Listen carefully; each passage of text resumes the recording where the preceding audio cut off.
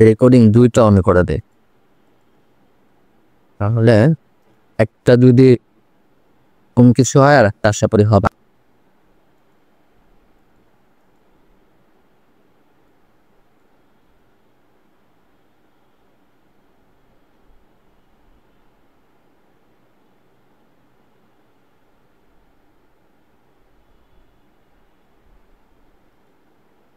দুইটা recording on করছি, OBS software দিয়েও হচ্ছে, ফাস্ট টোন ক্যাপচার দিয়েও হচ্ছে। আশা করি আজকে প্রপারলি সবকিছু হবে। ওকে, সো আজকে আমরা সিএসএসটা আবার একটু শুরু করব।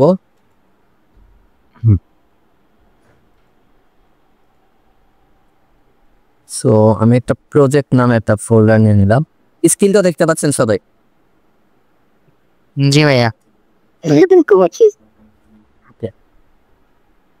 তো প্রজেক্ট ফোল্ডারটা আমরা একটু ভিজুয়াল স্টুডিও কোডে ওপেন করে নেই।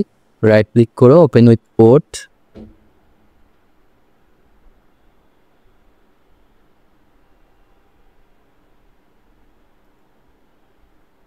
ওকে, সো আমরা এখানে আমাদের প্রয়োজনীয় ফাইলগুলো নিয়ে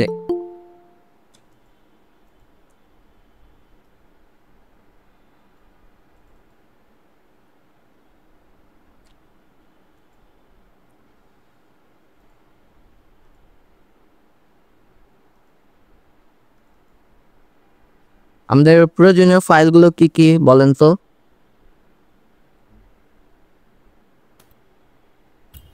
বুঝতে পারিনি। HTML আর style.css। হ্যাঁ, মানে আমাদের কাজ করার জন্য আর কি কি লাগবে সেটাকে আমি প্রয়োজনীয় ফাইল বলতেছি। তো আমরা তো index.html তো আমাদের লাগে, এটা আমরা সবাই জানি। তো আমরা একটা index.html ফাইল ওপেন করে নিলাম। ওকে, সো আমরা ভিজুয়াল স্টুডিও কোডে গেলে এই ফাইলটা পেয়ে যাব, এই ফাইলটা। তো এখানে আমরা আমাদের যে HTML এর যে সিনট্যাক্সটা, HTML এর যে আমরা একটা কোড লিখতাম, কি কি কোড লিখতাম?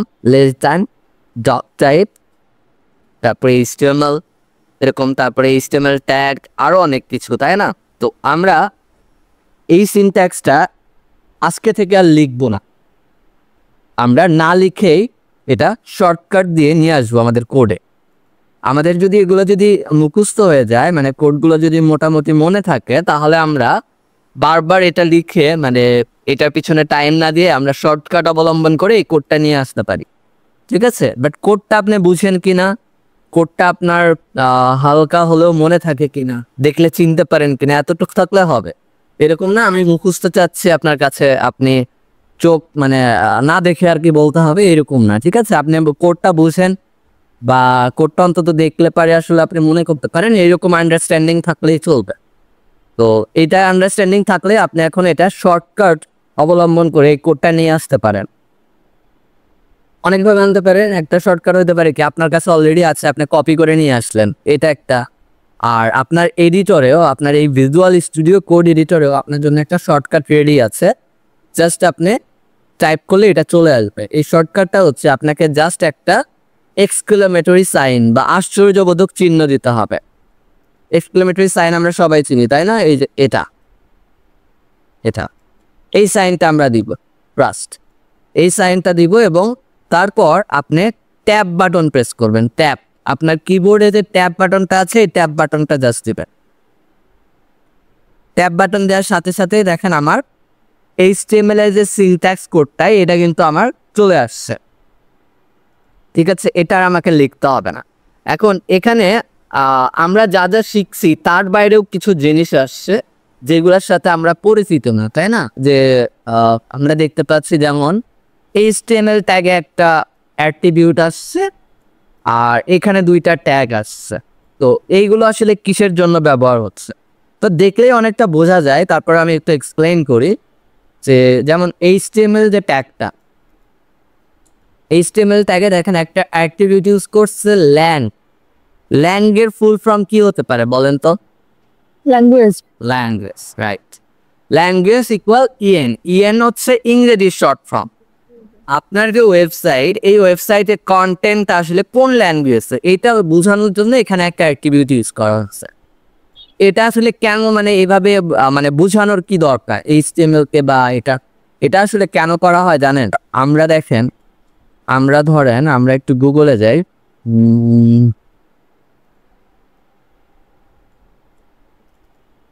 আমরা একটু গুগলে গেলাম এবং গুগলে গিয়ে এখানে সার্চ করলাম, লাইক আমি আমার নাম ধরে সার্চ করি গুগলে। আমার নাম ধরে সার্চ করার পর এই যে আমার ওয়েবসাইটটা আসছে গুগলে।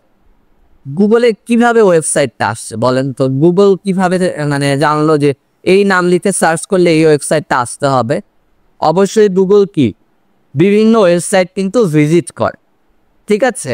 আমার ওয়েবসাইটও এরকম ভিজিট করছে। ভিজিট করা মানে কি, এই ওয়েবসাইটটা ঘুরে দেখছে এবং এই ওয়েবসাইটে কি কি কন্টেন্ট আছে সবকিছু সে কি করছে, সবকিছু সে কিন্তু তার ডেটাবেজে রাখছে। এই জন্যই তো সার্চ করে সে এই ডেটাগুলোকে পাচ্ছে এবং আমার কিন্তু দেখাচ্ছে, তাই না? লাইক আপনার একটা মাউস দরকার, আপনি যদি এখন সার্চ করেন মাউস, মাউসের প্রাইসগুলো আমরা একটু দেখব, মাউস প্রাইস ইন বিট। তো তারপর দেখেন মাউস যারা বিক্রি করে তাদের কিন্তু বিভিন্ন ওয়েবসাইট আমরা দেখতে পাচ্ছি।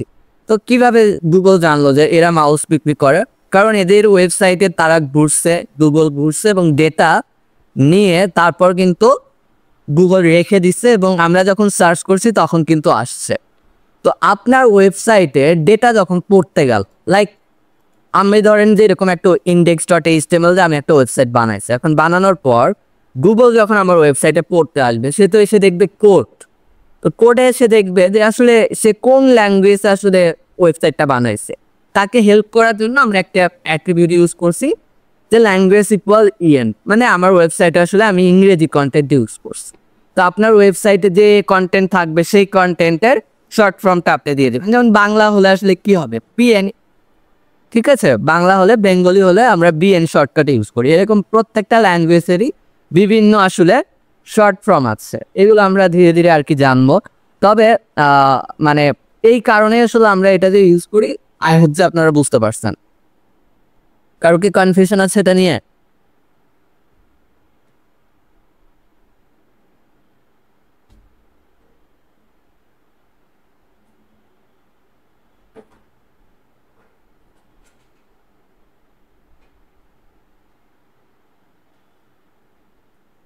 বা কিছু কিছু সময় দেখা যায় যে হলো কিছু কিছু ওয়েবসাইট আছে যেগুলো বাংলা ইংলিশ দুইটা সাপোর্ট করে, সেক্ষেত্রে কোনটা, তখন কি দুইটা একসাথে অ্যাড করতে হয়?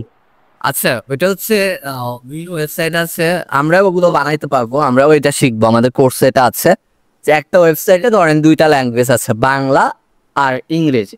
তো ওই ওয়েবসাইটটা দুইটা ভার্সনেই রেডি থাকে, বাংলাতেও রেডি থাকে একটা ভার্সন, ইংরেজিতেও। এবং বাংলা ভার্সনের জন্য এটা BN ল্যাঙ্ক অ্যাট্রিবিউট দিয়েই অ্যাড হবে গুগলে, এবং ইংরেজির জন্য ইংরেজিটাই অ্যাড হবে। গুগলে যখন সার্চ করবে ইংরেজি ভার্সনের জন্য ইংরেজিটাই দেখাবে, ঠিক আছে? এটা এইভাবে। আর কতগুলো ওয়েবসাইট আছে ডাইনামিক ভাবে এটা আসলে অ্যাড করে। আর আর একটা আমরা বিভিন্ন স্ট্র্যাটেজিক ওয়েবসাইটও তৈরি করি, যে ধরেন আমরা index.html দিয়ে এই ওয়েবসাইটটা তৈরি করছি, বাট এই ওয়েবসাইটে আমি মিক্সের আকারে আমি রাখলাম, ইংরেজিও রাখলাম কিছু, বাংলাও কিছু রাখলাম, তাহলে আমি কোনটা অ্যাড করব? তাহলে আমার মেজরিটি কন্টেন্ট যে ল্যাঙ্গুয়েজে হবে সেই জন্য আমি অ্যাড করব, ঠিক আছে? মেজরিটি ল্যাঙ্গুয়েজ মানে মেজরিটি কন্টেন্ট যে ল্যাঙ্গুয়েজে হবে আমি সেটা অ্যাড করব। ম্যাক্সিমাম ওয়েবসাইট আসলে কি ম্যাক্সিমাম কন্টেন্ট কিসে থাকে বলেন তো? ইংরেজিতেই থাকে, যে দেশেরই ওয়েবসাইট হোক এইটাই আসলে সাধারণত হয়। কারণ কি আমাদের অ্যান্ড্রয়েড ফোনটা যদি বাংলা করে দেয় দেখবেন আমরা কিন্তু কম বুঝতে পারবো যে অ্যান্ড্রয়েডের সবকিছু বাংলা হয়ে গেছে, দেখবেন ওইভাবে। তো ওয়েবসাইটও ভিজিট করলে যদি ওরকম সবকিছু বাংলায় যদি থাকে, দেখা যায় যে অনেক ইউজারই আসলে বুঝতে পারেন এটা কি। আচ্ছা, যাই হোক, এই পারপসে আর কি আমরা বিভিন্ন অ্যাট্রিবিউট এরকম করে ইউজ করি। তো এটাই জাস্ট এটা আর কি। তো এটা মানে আপনার এটা না দিলে যে বলা যায় ওয়েবসাইট কাজ করবে না এরকম কিছু না। হয়তো গুগল ইন্ডেক্সিং একটু প্রবলেম হবে, মানে গুগলে ঠিকভাবে শো করবে না, এই ধরনের প্রবলেমগুলো হয়। তো এই জন্য আমরা বিভিন্ন এরকম ইউজ করি। আচ্ছা, আরও এখানে দুইটা নতুন ট্যাগ আসছে, মেটা ট্যাগ। এটা কি বলছে? মেটা ট্যাগ। মেটা ট্যাগ আসলে কি জন্য ইউজ করা? সবসময় মনে রাখবেন মেটা ট্যাগ আসলে আপনার ওয়েবসাইট সম্পর্কে গুগলকে বা সার্চ ইঞ্জিনকে ইনফরমেশন দেওয়ার জন্যই আসলে এটার মেইন ইউজেসটা মেটা ট্যাগ ইউজই হয় কি জন্য? আপনার সার্চ ইঞ্জিনকে আপনার ওয়েবসাইট সম্পর্কে তথ্য দেওয়ার জন্য। এটাই আসলে এটার মেইন ফোকাস। আমরা এখানে হয়তো মেটা ট্যাগ 2টা দেখছি, বাট মেটা ট্যাগ কিন্তু অনেক অনেক মেটা ট্যাগ অ্যাভেলেবল। দেখেন, আমরা একটু মেটা ট্যাগ লিখে গুগলে সার্চ করি, তাহলে দেখেন W3 Schools-এর একটা আসছে HTML মেটা ট্যাগ। এটা আমরা একটু ওপেন করি। ওপেন করার পর দেখেন এখানে কয়টা, এটা একটা, এটা একটা, এটা একটা, এটা একটা, এরকম কিন্তু আমি কিন্তু অসংখ্য কিন্তু মেটা ট্যাগ কিন্তু দেখতে পাচ্ছি। তো তাহলে মেটা ট্যাগের মানে ইউজেসটা কোথায়? মেটা ট্যাগের ইউজেসটাই হচ্ছে আপনার সার্চ ইঞ্জিনকে ইনফরমেশন দিতে মেইনলি ইউজ হয়। তো আমাদের এই যে এই মেটা ট্যাগটা তাহলে কাজ কি? মানে ইন্ডিভিজুয়াল এখন যদি আমরা বুঝি যে এই মেটা ট্যাগের attribute character set equal UTF 8, এটা দিয়ে কি বোঝাচ্ছে? আচ্ছা, ইউটিউব 8টা হচ্ছে গ্লোবালি একটা ক্যারেক্টার সেটের ভার্সন, যেটা আর কি সব ল্যাঙ্গুয়েজকে সাপোর্ট করে। আপনার ওয়েবসাইট বাংলায় হোক, আরবিতে হোক, হিন্দিতে হোক বা ইংরেজিতে হোক, যে কোনো ল্যাঙ্গুয়েজেই হোক, আপনার ওয়েবসাইটের ক্যারেক্টার নিয়ে যেন কোনো প্রবলেম না হয়, এই জন্য এই মেটা ট্যাগটা আমরা এই অ্যাড করি আমাদের ওয়েবসাইটে। ঠিক আছে, আর একটা মেটা ট্যাগ দেখেন ভিউ কোড, এবং এখানে আর একটা অ্যাট্রিবিউট আছে content equal with equal device with. দেখেন উইথ ইকুয়াল ডিভাইস উইথ, আমি একটু এখানে দেখাই।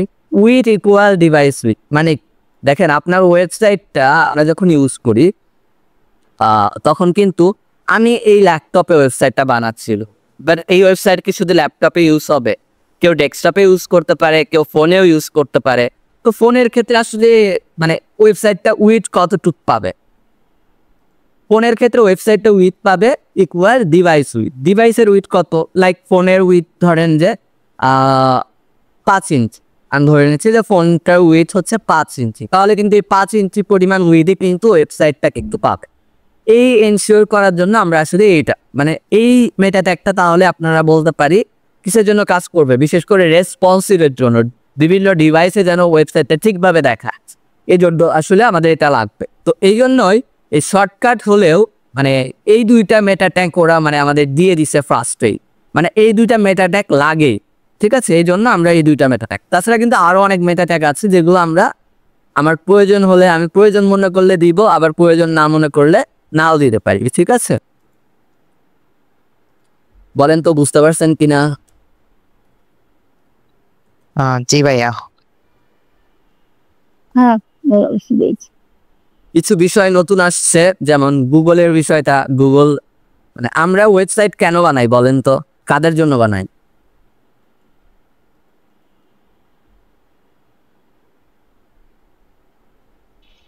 বেসিক্যালি হচ্ছে যে অনেক যারা বানায়, যারা পায়রার চলবে প্রয়োজনে তারা রিমেক করতে পারে, তোমরা কি চালাতে পারে। আচ্ছা, এক কথায় আমরা ওয়েবসাইট বানাই কাদের জন্য? ভিজিটরদের জন্য। আমার ওয়েবসাইটে কি দরকার? ভিজিটর দরকার। ভিজিটর ছাড়া ওয়েবসাইট বানিয়ে লাভ আছে কারো বলেন তো? যে আমার ভিজিটর লাগবে না, আমি ওয়েবসাইট বানাবো, এটা কি কোনো কারণ হতে পারে ভ্যালিড? আমি অবশ্যই ওয়েবসাইট বানাবো, আমার ওয়েবসাইটটা কেউ দেখবে। আমার ওয়েবসাইটটা যদি আমার মানুষকে দেখানোর উদ্দেশ্য হয়, ওয়েবসাইটের নাম তো আর কেউ মনে রাখে না যে এইরকম .com আমি মনে রাখছি, তারপর আমি এটা কি সারা জীবন এটাতে ব্রাউজ করি। আমাদের ওয়েবসাইটটাই আমরা বানাই ভিজিটর জন্য, এবং ভিজিটর যদি আপনার যদি ওয়েবসাইটে দরকার হয়, আপনি বলতে পারেন গুগল হবে হচ্ছে আপনার প্রাণ। গুগলে যদি আপনি কোনো সময় র্যাঙ্ক না করতে পারেন, আপনার ওয়েবসাইট কিন্তু কোনো দিনই এত ভিজিটর কিন্তু পাবে না। ঠিক আছে, কারণ গুগলে যত ভিজিটর আসে, এত ভিজিটর কিন্তু আর অন্য কোনো ওয়েবসাইটে কিন্তু যায় না। ঠিক আছে, তো যা কিছু দরকার হয়, যত কিছু লাগে, সব কিছুই মানুষ কিন্তু গুগলে সার্চ করে। একটা ইনফরমেশন দরকার হয়, তাও গুগলে সার্চ করে। একটা প্রোডাক্ট সম্পর্কে দাম টাম জানার দরকার হয়, তাও গুগলে সার্চ করে। এমনকি আমরা যে এই যে চ্যাট জিপিটি বা জেমিনি এই টাইপের টুল এখন ইউজ করি, এআই টুল, এগুলোতে সার্চ করলেও কিন্তু আমাদের বিভিন্ন সময় বিভিন্ন ওয়েবসাইটের লিঙ্ক তারা দিচ্ছে। ঠিক আছে, কিছু ইনফরমেশন ওরা ওয়েবসাইট থেকে এক্সট্রাক্ট করে দেয়, যে ওয়েবসাইটের সরাসরি লিঙ্ক দেয় না। আবার অনেক ক্ষেত্রে কিন্তু ওয়েবসাইটের লিঙ্কগুলাই কিন্তু আমাকে দিচ্ছে। তো এই যে এআই টুলটা যে ওয়েবসাইটটা পাচ্ছে, এটা কিভাবে? আমরা যদি গুগল বা এই ধরনের টুলে যদি আমাদের ওয়েবসাইটটা ঠিকভাবে না সেট আপ করি, তাহলে কিন্তু কখনোই কিন্তু আসবে না। তো এই জন্যে আসলে সার্চ ইঞ্জিনের ব্যাপারটা আসলে আমি আপনাদের বোঝানোর চেষ্টা করলাম। যদিও এটা নিয়েও আমাদের ডেডিকেটেড ক্লাস আছে, মানে একটা ক্লাস আমরা সম্পূর্ণ এটা নিয়ে পড়বো, আলাদা ক্লাস আছে, তখন এটা আরো ক্লিয়ার হয়। আচ্ছা দেখেন, আমার ওয়েবসাইটটাই এই যে গুগলে যে আসছে, এটার কারণটা কি? কারণ এই ওয়েবসাইটেও কিন্তু অনেক অনেক মেটা ট্যাগ কিন্তু আমি ইউজ করছি। দেখছেন এখানে এখানে আমি কতগুলো মেটা ট্যাগ ইউজ করছি, আরো মেটা ট্যাগ আছে, মানে এইটাও আদেও এখানে একটা আছে। এখানে এই যে মেটা ট্যাগে আমি দিছি description, Sujon certified top rated developer on Upwork. এই যে এখানে গুগলে সার্চ করলে যে এখানে বলতেছে with 8+ years of experience across national tech project global freelancing. কীভাবে? এগুলো তো গুগলকে শিখাইতে হয়েছে, তাই না? তো সেই জন্যই কিন্তু আমি কিন্তু এই ধরনের মেটা ট্যাগ কিন্তু আমার ওয়েবসাইটেও কিন্তু সেট আপ করা আছে। আরও মেটা ট্যাগ হয়তো আছে নিচের, এই যে দেখেন আরও মেটা ট্যাগ আছে আরও। তো এগুলো আসলে দরকার হবে ইন ফিউচার, বাট এখন আপাতত মেটা ট্যাগ কি এটা বুঝলেই চলবে। তো মেটা ট্যাগটা কি এটা বুঝি না, এরকম কেউ আছে? থাকলে বলেন।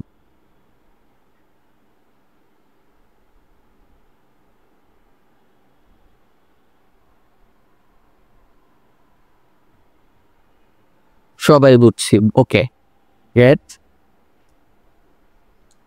আচ্ছা, এবার আমরা আমাদের মেইন কাজের দিকে যাই। এগুলো আমরা সব জানি, এই যে হেড, বডি, এইচটিএমএল, এগুলো তো আমাদের ক্লিয়ার। এখন এই বডির মধ্যে আমরা কোড করা শুরু করব। আমরা আগে কয়েকটা ট্যাগ দেখছি, তাই না, লাস্ট ক্লাসে? যেমন ইউএল ট্যাগটা দেখছিলাম। ইউএল ট্যাগের ফুল ফর্ম কি বলেন তো?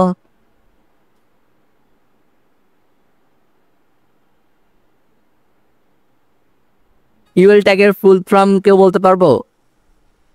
আনারল লিস্ট। Another list है। রাইট। আপনাদের একটা নেক্সট ক্লাসে দেখি যদি সম্ভব হয় ছোট্ট একটা এক্সাম নেব, লিখিত একটা গুগল ফর্ম দিব, ফর্মটা ফিল আপ করবেন, ঠিক আছে? 10 মিনিটের মতো একটা পরীক্ষা এগুলো নিয়ে। এই আনঅর্ডার্ড লিস্ট মানে ইউএল ট্যাগের ফুল ফর্ম কি, এইচটিএমএল এর ফুল ফর্ম কি, বা ধরুন যে আরো যে বিভিন্ন জিনিস শিখছি এগুলোর ফুল ফর্মগুলোই আসলে থাকবে মেন, ঠিক আছে? এটা কেন ইউজ করা হয় এগুলো। এই পরীক্ষার মার্ক দিয়ে কি হবে বলেন তো?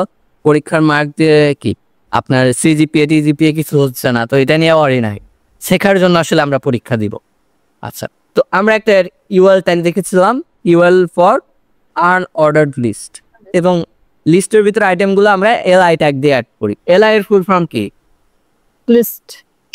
List item. List item, right. So আমরা এখানে ধরেন অ্যাড করি আইটেম 1, আইটেম 2, আইটেম 3, এবং এগুলো দিয়ে যদি আমরা যে আউটপুট দেখি,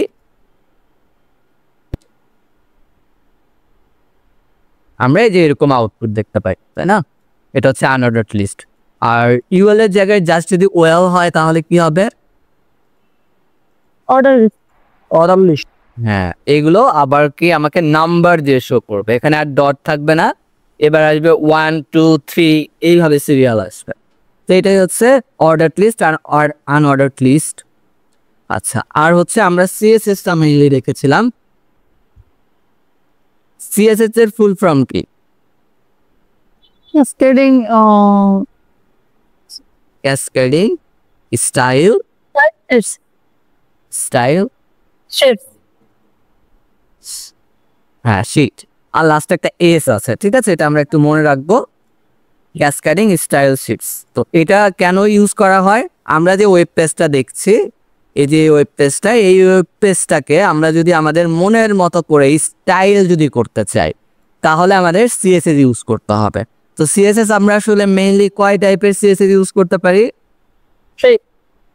3 টাইপের সিএসএস ইউজ করতে পারি। কি কি? লাইন, ইন্টারনাল, আর হচ্ছে last one external, external dot. তো দেখেন আমরা এই মূলত 3 টাইপের সিএসএস আমাদের প্রজেক্টে ইউজ করে থাকি। ইনলাইন সিএসএস নাম শুনেই বোঝা যায় এটা কি, লাইনের ভিতরে এই সিএসএসটা করা হয়, লাইনের মধ্যে, লাইনের মধ্যে এটা করা হবে। তো লাইনের মধ্যে আপনি যদি কখনো সিএসএস করতে চান তখন আপনাকে কি ইউজ করতে হবে বলেন তো? style, স্টাইল অ্যাট্রিবিউট, তাই না? হ্যাঁ, স্টাইল অ্যাট্রিবিউট ইউজ করতে হবে। সো আমি যদি আমার এই যে এলআই আইটেম 1 এই লেখাটাকে যদি আমি একটু স্টাইল করতে চাই তাহলে আমি এখানে একটা অ্যাট্রিবিউট অ্যাড করতে পারি, স্টাইল। অবশ্যই স্টাইল অ্যাট্রিবিউটটা কিন্তু আমরা কিন্তু কি করব, আমাদের প্রথম যে ট্যাগটা স্টার্টিং ট্যাগে কিন্তু আমরা অ্যাড করি, ঠিক আছে? কোনো সময় কিন্তু এই ট্যাগে কিন্তু অ্যাড হবে না। এটা করলে কিন্তু মানে আমাদের মানুষ বলবে ভাই আপনি তো ওয়েব ডেভেলপমেন্টের কিছুই জানেন না, বেসিকও জানেন না, এই কাজ করতেছেন কেন? সো এই জিনিসগুলো আমরা খেয়াল রাখবো, এটা প্রথম ট্যাগেই হয়, ঠিক আছে? এই ধরনের কোশ্চেন অনেক সময় ইন্টারভিউ জিজ্ঞেস করতে পারে। তো প্রথম ট্যাগে আমরা এটা দিলাম। তো সিএসএস করার জন্য আসলে আমাদের কি কি লাগে? 2টা জিনিস লাগে, একটা হচ্ছে property, look value, value, right? তো প্রপার্টিটা কি, যে আপনি আসলে কি চেঞ্জ করতে চান, এই ডিজাইনটা যে করবেন এটা আসলে কি ডিজাইন করতে চাচ্ছে। লাইক আমি এটার কালার নিয়ে কাজ করতে চাচ্ছি, এটার কালারটা যেন একটু চেঞ্জ হয়ে যায়, তাহলে আমি এখানে প্রপার্টিটা কি হবে, কালার। আর কি কালার দিতে চাচ্ছি সেটা কি হবে আমার ভ্যালু, লাইক আমি রেড কালার দিতে চাচ্ছি, হ্যাঁ রেড দিলাম। তো এবং এই প্রত্যেকটা সিএসএস আপনি প্রপার্টি এবং ভ্যালু লেখা শেষে আপনি একটা সেমিকোলন দিবেন। সেমিকোলন মানে কি, আপনি শেষটা বুঝাচ্ছেন যে আমার কাজটা এখানে শেষ হয়েছে। তো দেখেন আমি এখানে এখানে একইভাবে এটার কালারটা দেই, কালার লোন দিয়ে রেড এবং সেমিকোলন দিচ্ছি। এবং আমি যদি এখন যদি আমার পেজটা রিলোড করি দেখবো যে এই যে এটার কালার কিন্তু রেড হয়ে গেছে। তো এটাই হচ্ছে কি ইনলাইন সিএসএস। আর আমি চাইলে কিন্তু এখানে কিন্তু একের অধিক সিএসএসও করতে পারি। তো আমি এখানে শুধু কালার নিয়ে কাজ করছি, লাইক এটার সাইজটা আমি বাড়াইতে চাই, তাহলে একটা প্রপার্টি আছে ফন্ট সাইজ, ফন্ট সাইজ আমরা দিয়ে নিতে পারি। এখানে আমরা একটা ফন্ট সাইজ দিয়ে দেই, সেমিকোলন দিয়ে ফন্ট সাইজ। কত সাইজ দিব, লাইক আমি একটা 20 পিক্সেল পরিমাণ সাইজ দিচ্ছি, 20 পিক্সেল, পিএক্স ফর পিক্সেল। এবং আমরা যদি দেখি আইটেম, আমরা যেমন এই যে ইঞ্চিতে বা সেন্টিমিটারে বিভিন্ন সাইজ দেই, ওয়েবের জন্য আসলে পিক্সেলে সাইজটা দেওয়া হয়, ঠিক আছে? পিএক্সটা ইউজ করা হয়। তো আরও কিছু ইউজ করা যায়, বাট আমরা ম্যাক্সিমাম কেটে পিএক্সটাই ইউজ করি, ঠিক আছে? পিক্সেল। তো এটা দিলেই দেখেন এই লেখাটা তুলনামূলক এগুলোর থেকে কিন্তু বড় হয়ে গেছে। তো এটাই হচ্ছে ইনলাইন সিএসএস। আচ্ছা, আদান দিচ্ছে, আমরা একটা 10 মিনিটের একটা ব্রেক নিই, ঠিক আছে? আদান দিচ্ছে, পাশাপাশি আপনারা একটা 10 ব্রেক নেন, তারপরে আমরা শুরু। আচ্ছা, আমরা আবার স্টার্ট করি।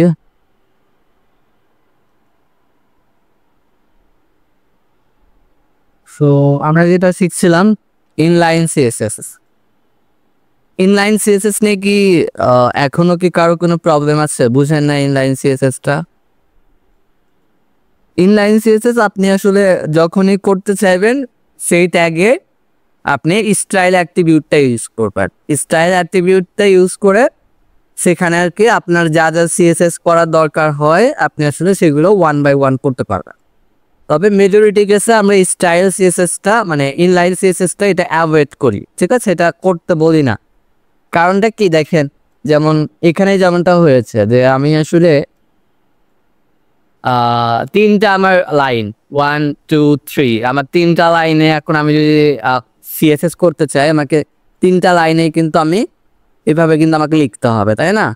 তো এটা একটা হ্যাসেল এবং অনেক সময় সাপেক্ষ ব্যাপার। প্লাস একটা ওয়েবসাইট তো আর এরকম হয় না যে আপনি একবার তৈরি করে দিলেন এটাই জন্মের পর জন্ম চলতে থাকবে। এটা তো নিয়মিত আপডেটের দরকার হয়, বিভিন্ন চেঞ্জেসের দরকার হয়। তো ইনলাইন সিএসএস হলে এগুলো মেনটেন করাও অনেক কঠিন, কারণ প্রত্যেকটা ট্যাগে গিয়ে যদি সিএসএস করতে হয় তাহলে আসলে চিন্তা করেন যে কী অবস্থা হবে। তো এই জন্য আমরা এই ইনলাইন সিএসএসটা অ্যাভয়েডই করি। যদি এমন কোনো কেস আসে যে আমার লাগবেই তখন কেবল আমরা এইটা ইউজ করে থাকি। ইনলাইন সিএসএস নিয়ে আর কার কোনো প্রশ্ন বা কনফিউশন আছে?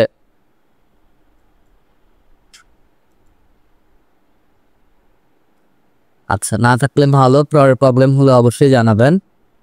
আচ্ছা, কেটে গেল। ইনলাইনের পরে আমাদের আর একটা সিএসএস কি, ইন্টারনাল সিএসএস। ইন্টারনাল সিএসএস আমরা কিভাবে করব, কে বলতে পারবে?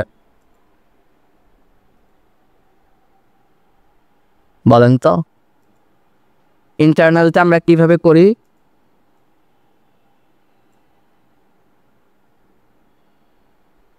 কে বলতে পারবো না? ভাইয়া শোনা যাচ্ছে? এটা করতে হবে হেডের মধ্যে, আর হচ্ছে স্টাইল ট্যাগের মধ্যে, আর হচ্ছে যেটাকে ডিজাইন করতে চাই ওইটা ধরতে হবে। রাইট। সবাই আমরা উত্তর করার চেষ্টা করো, ঠিক আছে? আবার যদি তারা পারতেছে তাই বলে সবাই চুপ করে থাকবে না, এরকম না, সবার ট্রাই করতে হবে, ঠিক আছে?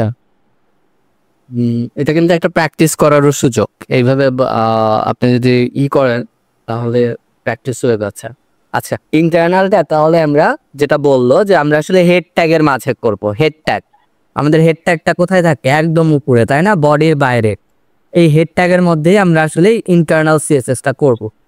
একটা কথা মনে রাখবেন, ইন্টারনাল সিএসএস আপনি হয়তো বডির ভিতর করলেও কাজ করবে, বাট এটার কি স্ট্যান্ডার্ড, মানে একটা গুড যে প্র্যাকটিস ব্যাপারটা থাকে, সেটা অবশ্যই হেড ট্যাগের মধ্যেই করা উচিত। এটা করাই যেমন আপনার সবচেয়ে বেস্ট। তবে মানে আপনি যদি হেডের বাইরেও যদি বডি ট্যাগের মধ্যেও করেন, এটা কাজ করে। এখন সব জিনিস কাজ করলেই আসলে সেই পথে আপনি যাবেন তা তো না, তাই না? তো এই জন্য আমরা আসলে হেড ট্যাগের মাঝেই করব। তো যেটা বললো যে হ্যাঁ, হেড ট্যাগের মধ্যে আমরা করব এবং আমাদের একটা ট্যাগ ইউজ করতে হবে, স্টাইল নামে একটা ট্যাগ, স্টাইল। এবং এটা একটা ডাবল ট্যাগ, ঠিক আছে? স্টাইল ট্যাগের মধ্যে আমরা পড়বো এবং এই স্টাইল ট্যাগের মধ্যে আমাদের এখন আমরা যখন এই যে সিএসএস করলাম ইনলাইন, তখন আমাদের জাস্ট কি লিখতে হলো? প্রপার্টি আর ভ্যালু। এখন ইন্টারনাল সিএসএস এর ক্ষেত্রে গেলে বা ইন্টারনালেও এবং এমনকি এক্সটার্নালেও গেলেও আপনার কাছে নতুন একটা বিষয় আসবে, সিলেক্টর। What is selector? আপনি কাকে সিএসএস করতে যাচ্ছেন সেটাই আপনার সিলেক্টর। লাইক আপনি এলআই ট্যাগকে সিএসএস করতে চান, তাহলে আপনার সিলেক্টর হবে এলআই। জাস্ট আপনি এলআইটা লিখবেন। অনেক টাইপের সিলেক্টরই হয়, বাট আমরা এখন আপাতত ট্যাগ টাইপের সিলেক্টর ইউজ করতেছি, ট্যাগের সিলেক্টর। তা আপনি যে ট্যাগকে সিএসএস করতে চান জাস্ট সেই ট্যাগের নামটা দিবেন, এলআই। H1 হলে H1, H2 হলে H2, পি ট্যাগ হলে পি। তো এখানে এরকম, তো আমি এলআইকে সিএসএস করব, এলআই লিখলাম। এলআই এর পরে আমি দুইটা কার্লি ব্যাসেস দিব, বা সেকেন্ড ব্র্যাকেট আমরা এটাকে বলি, তাই না? দুটা সেকেন্ড ব্র্যাকেট দিব। এই সেকেন্ড ব্র্যাকেটের মধ্যে আমরা আমাদের আগের যে ফর্মুলা সেটা দিব, সেটা হচ্ছে প্রপার্টি আর ভ্যালু। তো আমাদের প্রপার্টি, লাইক আমি এটা কালার চাচ্ছি, কালার, এবং এই কালারটা কি করতে যাচ্ছি? গ্রিন। ধরেন আমি গ্রিন কালার করতে যাচ্ছি। এখন একটা জিনিস আমাদের এক্সট্রা শেখা হবে। দেখেন, আমি উপরে বলছি স্টাইল ট্যাগে এলআই এর কালার হবে গ্রিন, আর ওয়েল ট্যাগে এসে প্রথম এলআই কে বলছি তোমার কালার হবে রেড, ফন্ট সাইজ হবে 20 পিক্সেল, ঠিক আছে? তো আমরা ধরেন এই এলআই কেও ফন্ট সাইজ 20 পিক্সেল বলে দেই, ফন্ট সাইজ 20 পিক্সেল, এবং আমরা এটা সেভ করলাম, রিলোড করি, আমরা দেখি কি হয়। দেখেন আমাদের প্রথমটা কিন্তু এটা কিন্তু রেড কালার, কিন্তু রেড কালারই আছে, বাট এটাকে আমরা ইন্টারনাল সিএসএস কি বলছিলাম, তোমার কালার হবে গ্রিন, বাট এটা কিন্তু সে রাখে না এই কথা, সে কিন্তু এটা কিন্তু চেঞ্জ করে দিচ্ছে। কিভাবে চেঞ্জ করে দিল? কারণ এখানে ইনলাইন এটা বলা আছে। তাহলে এখান থেকে একটা জিনিস বোঝা যাচ্ছে, আমি যদি একই কাজ ইন্টারনাল দিয়েও করি, ইনলাইন দিয়েও করি, কাজ করবে কোনটা বলেন তো? একই কাজ আমি ইন্টারনাল দিয়েও করলাম, ইনলাইন দিয়েও করলাম, বাট কাজ করলো কোনটা বলেন তো? ইনলাইনে। ইনলাইনে, রাইট। লাইনেরটা যদি কাজ করে তাহলে কি বুঝতে হবে? ইনলাইনেরটা প্রায়োরিটি বেশি থাকে, এটার পাওয়ারটা কি বেশি। সবসময় মনে রাখবেন ইনলাইনের পাওয়ারটা কি বেশি সবচেয়ে। তো ইনলাইনের পাওয়ারটা বেশি, এটা আমরা মনে রাখবো। তো এই পাওয়ারটা বেশি হয় এটার জন্য খারাপ, মানে সব জায়গায় সবার পাওয়ার বেশি হলে সেটা ইউজ করতে হবে এরকম কিন্তু না।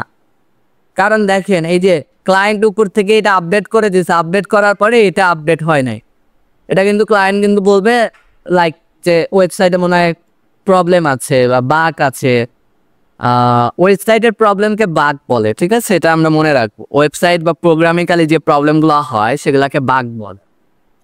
বাগ মানে এই যে বাংলার বাগ না, BUG, ঠিক আছে, এটাকে বাগ বলে। তো আমি এই ওয়ার্ডটা ইউজ করবো অনেক সময়, আপনারা মনে করবেন এটা আবার কি। এটা হচ্ছে যখন আমাদের প্রোগ্রামিক্যালি আসলে বিভিন্ন টেকনিক্যাল ইরর হয় এগুলোকে আমরা বাগ বলি। তো ক্লায়েন্ট ভাববে হয়তো এই ওয়েবসাইটে বাগ আছে, বাট আসলে বাগ না, আমরা আসলে ইনলাইন CSS ইউজ করছি, তো এটাই। বাট ইনলাইন CSSটা আমরা একটু কেটে দেই, এটা কেটে দেই এবং এটা আমরা সেভ করে দেই, রিলোড করে। দেখেন এখন কিন্তু অল আর ওকে। আচ্ছা, তাহলে আমাদের মোটামুটি কি হয়ে গেল, আমাদের ইন্টারনাল CSSটাও কিন্তু আমরা প্র্যাকটিস করে ফেললাম।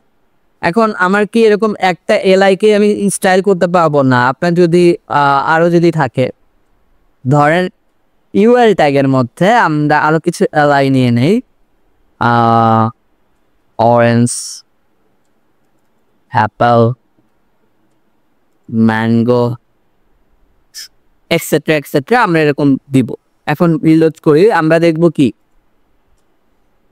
যে এগুলোও কি হয়ে গেছে, 20 পিক্সেল সাইজ পেয়েছে এবং কালারটাও গ্রিন পাইছে। তো আমার যদি মনে হয় যে আমি এগুলোকে ডিফারেন্ট স্টাইল করব, তাহলে আসলে কিভাবে সম্ভব? আমরা এই LI-কে আমরা আসলে ডিফারেন্ট স্টাইল করতে চাচ্ছি। আমরা এই যে সিলেক্টর দিয়ে যখন সিলেক্ট করে কাজ করছি, তখন আমরা কিন্তু আর একটা কাজ করতে পারি, জানেন? কাজটাকে বলা হয় নেস্টেড করে CSS করা। নেস্টেড করে আপনি CSS সিলেক্টর সিলেক্ট করবেন। নেস্টেড মানে কি,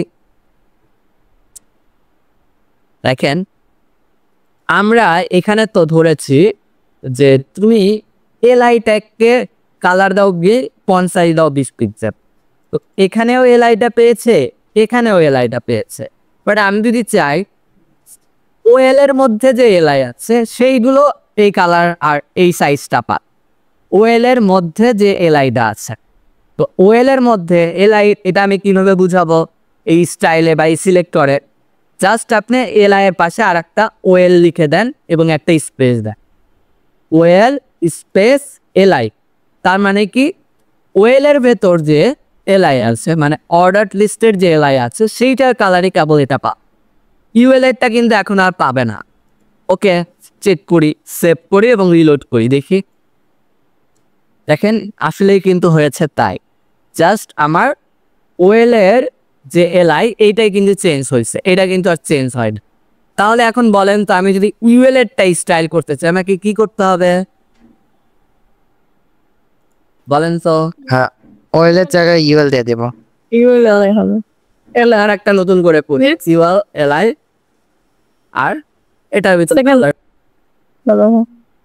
ধরেন আমরা কি কালার দিতে পারি, এই কালারটা দিলাম, কালারটা মনে হয় ভালো দেখা যাবে না, তারপরে চেষ্টা করি। ফন্ট সাইজটা আমরা এটার একটু বাড়াই দিচ্ছি, লাইক 30 পিক্সেল দিচ্ছে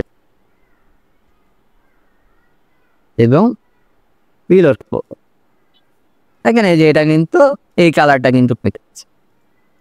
এটা হচ্ছে আমরা এইভাবে আসলে নেস্টেড করে CSS করতে পারি। মানে এই যে UL LI মাল্টিপল সিলেক্টর যখন লাইনে লেখা হচ্ছে তখন এটাকে বলা হচ্ছে নেস্টেড করা, ঠিক আছে? এই কনসেপ্টটাকে আমরা বলতেছি নেস্টেড করা। তো আমরা এইভাবে নেস্টেড করে কিন্তু কাজ করতে পারি।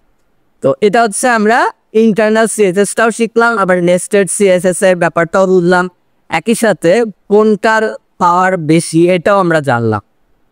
আচ্ছা, এরপরে আমরা ফাইনালি এক্সটার্নাল CSSটার দিকে আসবো।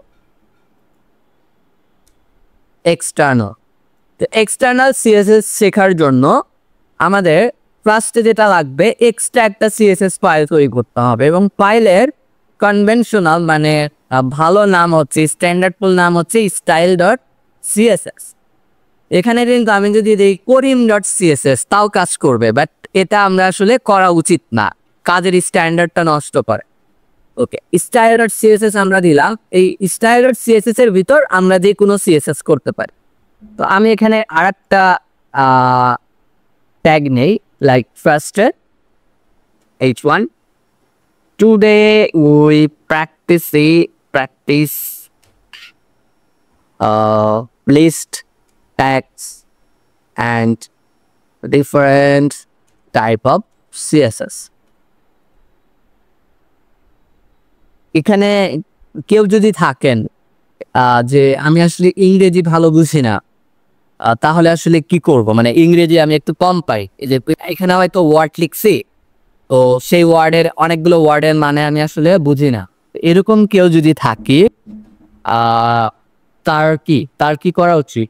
একটু ইংরেজির দিকে এখন একটু প্র্যাকটিসে যাওয়া উচিত। আমরা যে কাজটা শিখছি এই কাজের জন্য ইংরেজিটা অনেক ইম্পর্টেন্ট। ইংরেজিটা বানা এমন লাগবে না যে আপনি আসলে কি বলা যায় যে বিদেশে যেরকম বিদেশে মানুষ যেরকম কথা বলে ওইরকম কথা বলতে হবে, এরকম না। আপনি যেন মানেটা বুঝেন এরকম হলেই চলবে। আপনি মানে বুঝেন বা কাউকে বুঝাইতে পারেন, এতটুকু জানলেই চলবে। তো আমি ওইভাবে জিজ্ঞেস করছি না যে কে পারেন না, আমি কাউকে সাই ফিল করার চেষ্টা করার না।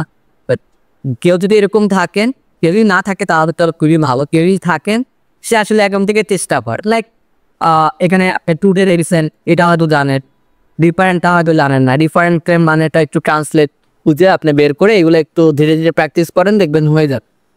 আর তারপরে আমি কিছু ইংরেজি আপনাদের ফ্রিল্যান্সিং এর জন্য যেগুলো লাগে এগুলো একটু দেওয়ার চেষ্টা করব। আচ্ছা, সো আমি এখানে এই কথাটা লিখলাম, we practice list tags and different type of CS. এখন এই যে এই লেখাটা লিখলাম, এই লেখাটাকে আমি এক্সটার্নাল সিএসএস এ স্টাইল বলবো। কিভাবে স্টাইল আর সিএসএস দিয়ে আমি এখানে H1কে আমার H1 ট্যাগটাকে লাইক আমি এটা কি দিব, এটার টেক্সট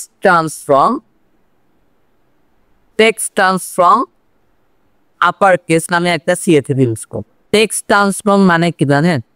এটা হচ্ছে আপনার যে লেটারগুলো আছে, যেখানে যে লেখাটা আমরা লিখছি এটা থেকে এটা লিখছি কি বড় হাতের অক্ষর, আমরা লিখি, বাট এটাকে কি ক্যাপিটাল কেস বলা হয় বা আপার কেস বলা হয়। তো আর বাকিগুলো কিন্তু লোয়ার কেসে লিখছি, তাই না? আমি চাচ্ছি যে এই পূর্ণাঙ্গ মানে পুরো সেন্টেন্সটাই আসলে সব লেখা সব লেটারগুলোই ক্যাপিটাল লেটারে হয়ে যায়। এটার জন্য সিএসএস করতে হয় এইভাবে, টেক্সট ট্রান্সফর্ম করতে হয় এবং আপার কেস দিতে হয়, তাহলে সবগুলো লেখা ক্যাপিটাল কেসে হয়ে যাবে। আমরা দেখি এটা ক্যাপিটাল কেসে হয় কিনা, রিলোড করে দেখবো ক্যাপিটাল কেস হয়নি। কেন হয়নি বলেন তো, কে বলতে পারবো?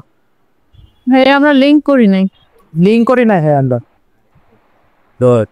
সো আমরা আসলে লিঙ্ক করি নাই, দুইটা ফাইল তো আমার আলাদা আলাদা ফাইল, দুইটা ফাইল কেউ কাউকে চিনে না, তো চেনাইতে হবে। চেনানোর জন্য আমাদের দুইটার মধ্যে কানেকশন করতে হবে, বা বাংলায় কি বলে লিঙ্ক করাইতে হবে। যে আমরা বলি না যে তোমার সাথে তোর একটা লিঙ্ক আছে, মানে পরিচয় আছে, তো আমরা এখানে এরকম লিঙ্ক করবো, তাছাড়া আসলে তারা চিনবে না। তো লিঙ্কটাও আমরা কার মধ্যে করি বলেন তো? হেডের মধ্যে। ওকে, সো হেড ট্যাগের মধ্যে আমরা তাহলে লিঙ্ক ট্যাগটা দিই। তো লিঙ্ক ট্যাগটা আমরা দিব, লিঙ্ক ট্যাগের দুইটা অ্যাট্রিবিউট মেইনলি, একটা হচ্ছে REL বা রিলেশন ইকুয়াল স্টাইল শিট, এই অ্যাট্রিবিউট, আর একটা হচ্ছে হাইপার রেফারেন্স HREF। এবং HREF এর মধ্যে কি হয়, আপনার ফাইলের নামটা আপনি জাস্ট দিয়ে দিন স্টাইল ডট CSS। এবং এখন যদি আমরা রিলোড করি দেখবো যে আমাদের কাজটা কিন্তু হয়ে গেছে, দেখছেন সব লেটার কিন্তু ক্যাপিটাল কেস হয়ে গেছে। এটা আমরা আপার কেস দিয়েছি। এর টেক্সট ট্রান্সফর্মের তিনটা টাইপের ভ্যালু ইউজ করা যায়, আপার কেস, তারপরে লোয়ার কেস দেওয়া যায়। লোয়ার কেস দিলে কি হবে, সবগুলো লোয়ার কেস হয়ে গেছে, দেখছেন। আর একটা আছে হচ্ছে ক্যাপিটালাইজ, তিন টাইপের আর কি আমরা ইউজ করতে পারি। ক্যাপিটালাইজ দিলে কি হবে, প্রত্যেকটা ওয়ার্ডের ফার্স্ট অ্যালফাবেট গুলো ক্যাপিটাল হয়ে গেছে। তো এটা হচ্ছে আমরা ডিফারেন্ট টাইপ অফ সিএসএস এখানে ইউজ করলাম। আর এটাকে আমরা যখন এক্সট্রা ফাইলে ইউজ করতেছি, this is called external CSS. এখন আমরা একটা কাজ করি, এখানে কিছু পরীক্ষা চাঁদ। আচ্ছা, ফার্স্টে দেখেন আমরা এখানে ULLI কে কালার দিয়েছি এটা কি বলবো, টিয়া কালারই আমি বলি, ঠিক আছে, টিয়া কালার দিচ্ছি। তো একই কাজটা আমি যদি এখন স্টাইল CSS ফাইলে করি, দেখেন ইউএল এর ভিতর যে এলআই আছে সেটার কালার গুলো তুমি পাবা টিয়া কালার না দিয়ে আমি এখন একটা ডিফাইন কালার ইউজ করবো, লাইক ব্রাউন কালারটা দিলাম। এখন বলেন যে আসলে কোনটা পাবে, এই যে লেখাটা টিয়া কালার থাকবে না ব্রাউন হবে বলেন তো? রিলোড করলে, রিলোড করি, দেখেন এটা ডাউন হয়ে গেছে। তাহলে তাহলে কি আমাদের এই যে কি বলে আমাদের এক্সটার্নালের পাওয়ার বেশি না ইন্টারনালের পাওয়ার? আমাদের মনে হতে পারে যে আসলে এক্সটার্নালের পাওয়ারটাই বেশি, না এটা আসলে ভুল কনসেপ্ট। যে এক্সটার্নালের পাওয়ার বেশি না, ইন্টারনালেরই আসলে পাওয়ারটা বেশি। কিন্তু পাওয়ার বেশি যদি হয় তাহলে কেন এক্সটার্নালেরটাই নিল, আমি তো ইন্টারনালকেও তো বলছি। আচ্ছা এখানে একটা জিনিস বুঝতে হবে, সিএসএস সবসময় কাজ করে, সিএসএস না আসলে মোটামুটি সব ধরনের প্রোগ্রামই কাজ করে কিভাবে জানেন? Line by line. এই যে 1 number line, 2 number, 3 number, 4 number, 5 number, এরকম ভাবে দেখেন আমার এখানে এটা হচ্ছে 14 নাম্বার লাইনে ইউএল এর ভেতর এলআই ট্যাগকে বলা আছে তুমি কালারটা পাবার টিয়া কালারে আমি বলছি। বাট এখানে যখন আবার 20 নাম্বার লাইনে গেছে তখন একটা সিএসএস ফাইল আছে এবং 20 নাম্বার সিএসএস ফাইলে দিয়ে সে আবার কালার পাচ্ছে অন্যরকম। এবং প্রোগ্রামিক্যালি যে বৈশিষ্ট্য যে আসলে লাস্ট আপডেটটাই আসলে কাজ করে, মানে শেষ যে আপডেটটা সে পায় সেই আপডেটটাই আসলে এটার ক্ষেত্রে কাজ করে। তো ও যেহেতু শেষ আপডেট এটা পেয়েছে তাই কিন্তু এটাই কিন্তু কাজ করছে। বুঝতে পারছি এই ব্যাপারটা, লাইন বাই লাইন কাজ করার ব্যাপারটা বলেন তো? হ্যাঁ বুঝছি। তো আপনি যদি এইখানে যদি আবার ধরেন যে আর একটা যদি আমরা যদি ইনলাইন ইন্টারনাল সিএসএসটা যদি এই স্টাইল সিএসএসটা এই এক্সটার্নালের পরে দিয়ে দেয়, দেখেন এক্সটার্নালের পরে আগে এটা দিয়ে দিলাম, তাহলে এখন কোনটা কাজ করবে বলেন তো? ইন্টারনাল কাজ করবে, হ্যাঁ ইন্টারনাল কাজ করবে, কারণ এটা লাইন বাই লাইন কাজ করে, ঠিক আছে? এখানে প্রায়োরিটির কোনো বিষয় আসলে কাজ করতেছে না। বাট আপনারা জেনে রাখবেন এক্সটার্নালের প্রায়োরিটি সবচেয়ে আর কি কম থাকে, ঠিক আছে? এক্সটার্নালের পাওয়ারটা সবচেয়ে কম থাকে এবং পাওয়ারটা কম থাকার কারণে আপনি এক্সটার্নালটাই বেশি ইউজ করি, কারণ এটা যেহেতু মডিফাই করা যায়। পাওয়ার কম থাকলে কি আপনি যে কোনো জায়গা থেকে চেঞ্জ করলে ওটা মডিফাই হয়ে যায়, এই জন্য আসলে আমরা এইটাই বেশিরভাগ ক্ষেত্রে ইউজ করি। আর এই জন্য ইন্টারনাল সিএসএসটাও এক্সটার্নালের পরবর্তীতে ইউজ করা হয় ম্যাক্সিমাম ক্ষেত্রে, ঠিক আছে? তবে আমাদের যদি কোনো সময় এরকম হয় যে না ইন্টারনালে তো এখানে এই সিএসএসটা দেয়া আছে, এক্সটার্নালে তো আমি এই কালারটা ইউজ, আমি চাই যে আমার এইটার পাওয়ারটা যেন একটু বেশি হয়ে যায়, এইটার পাওয়ারটা যেন একটু বেশি হয়ে যায়, তখন আমরা একটা কথা লিখতে পারি যে কোনো সিএসএস এর পাশে এবং সেমিকোলনের আগে এক্সক্লেমেটরি সাইন ওই যে আশ্চর্যবোধক চিহ্নটা আবারও দিব এবং লিখবো ইম্পর্টেন্ট, মানে এটা বেশি গুরুত্বপূর্ণ। আমরা সেভ করব এবং রিলোড করি দেখি, তখন দেখবো দেখেন এখন কিন্তু আমার এক্সটার্নালের প্রায়োরিটিটাই বেশি কাজ করতেছে, কারণ আমি এটা ইম্পর্টেন্টটা বলে দিচ্ছি। তো যে কোনো সময় প্রায়োরিটি ওভাররাইড করতে আপনি ইম্পর্টেন্ট কথাটা লিখতে পারেন, ঠিক আছে, আপনার যদি প্রয়োজন হয়। তো আমরা এখানে দেখেন আবার এটাতেও যদি ইম্পর্টেন্ট লিখে দেয় তাহলে কি হবে, এগুলো একটু নিজেরাই ট্রাই করে দেখবেন যে কি হয়, তাহলে একটা আইডিয়া তৈরি হবে। মানে দেখে আইডিয়া রাখাটা কঠিন, বাট নিজে ট্রাই করলে দেখবেন মাথার ভিতরে একদম গেঁথে যাবে। তাহলে দেখেন দুইটা ইম্পর্টেন্ট দিলে আমার লাস্ট আপডেটটাই কাজ করবে, এটাই। বাট আমরা যদি ওই প্রথমটাকে ইম্পর্টেন্ট দিয়ে রাখি, পরেরটা ও বাইপাস করতেছে যেহেতু আগেরটা ইম্পর্টেন্ট নয়, এটাই হচ্ছে ইম্পর্টেন্টের কনসেপ্টটা। আচ্ছা এখন আমরা 3 টাইপের সিএসএসই মোটামুটি দেখলাম।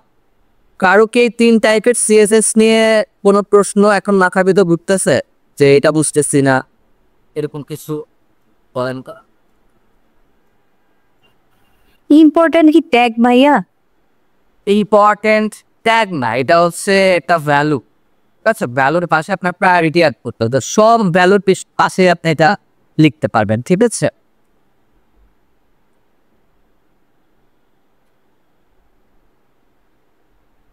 আচ্ছা, যে কোনো সময় যদি এটা নিয়ে কোনো প্রশ্ন যদি মাথার ভিতর ঘুরে, তাহলে অবশ্যই মেসেঞ্জার গ্রুপে একটা টেক্সট করে দিবেন, ঠিক আছে, যে আমার এই প্রশ্নটা আস্তে আস্তে মাথায়, এটা আসলে কি। তাহলে আশা করি আমরা কেউ না কেউ উত্তর দিয়ে দিতে পারব।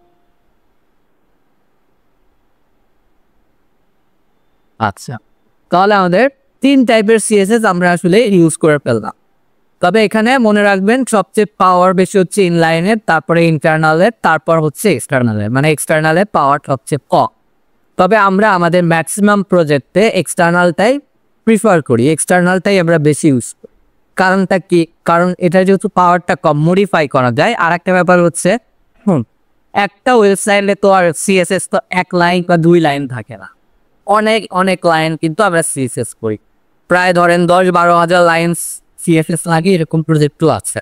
আবার ভয় পায় না 10-12 হাজার লাইন আমি সিএসএস করবো কেন, এগুলো করার ব্যবস্থা আছে, ঠিক আছে, এগুলো করা যাবে, কোনো সমস্যা নাই, আপনাদের দিয়ে দিলে আপনারাও করতে পারবেন।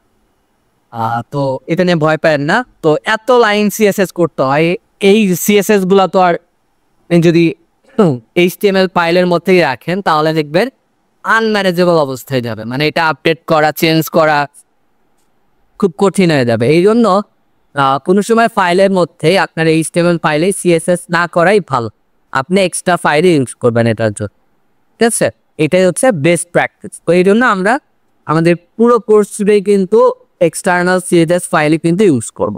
বাট যদি কোনো সময় এরকম আপনার প্রয়োজন হয় যে আমার ইন্টারনাল বা ইনলাইন ইউজ করতেই হচ্ছে, তখন আপনি করতে পারেন, ঠিক আছে। মানে আমি বলতেছি না যে আপনি আর জীবনে করতে পারবেন না, আপনি করতে পারবেন, বাট চেষ্টা করবেন এক্সটার্নালটাই ইউজ করার।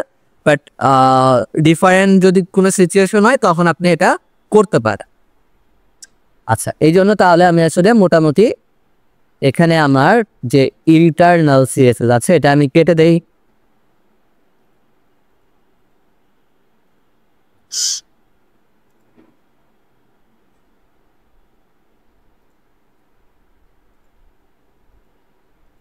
দেখেন এখন আমার সিএসএস ফাইল একটা আছে, আমি কিন্তু এখন ইজিলি কিন্তু এই জিনিসগুলো কিন্তু ম্যানেজ করতে পারব। এখন এখানে আর একটা বিষয় আছে, দেখেন আমরা এটা নতুনভাবে শিখছি।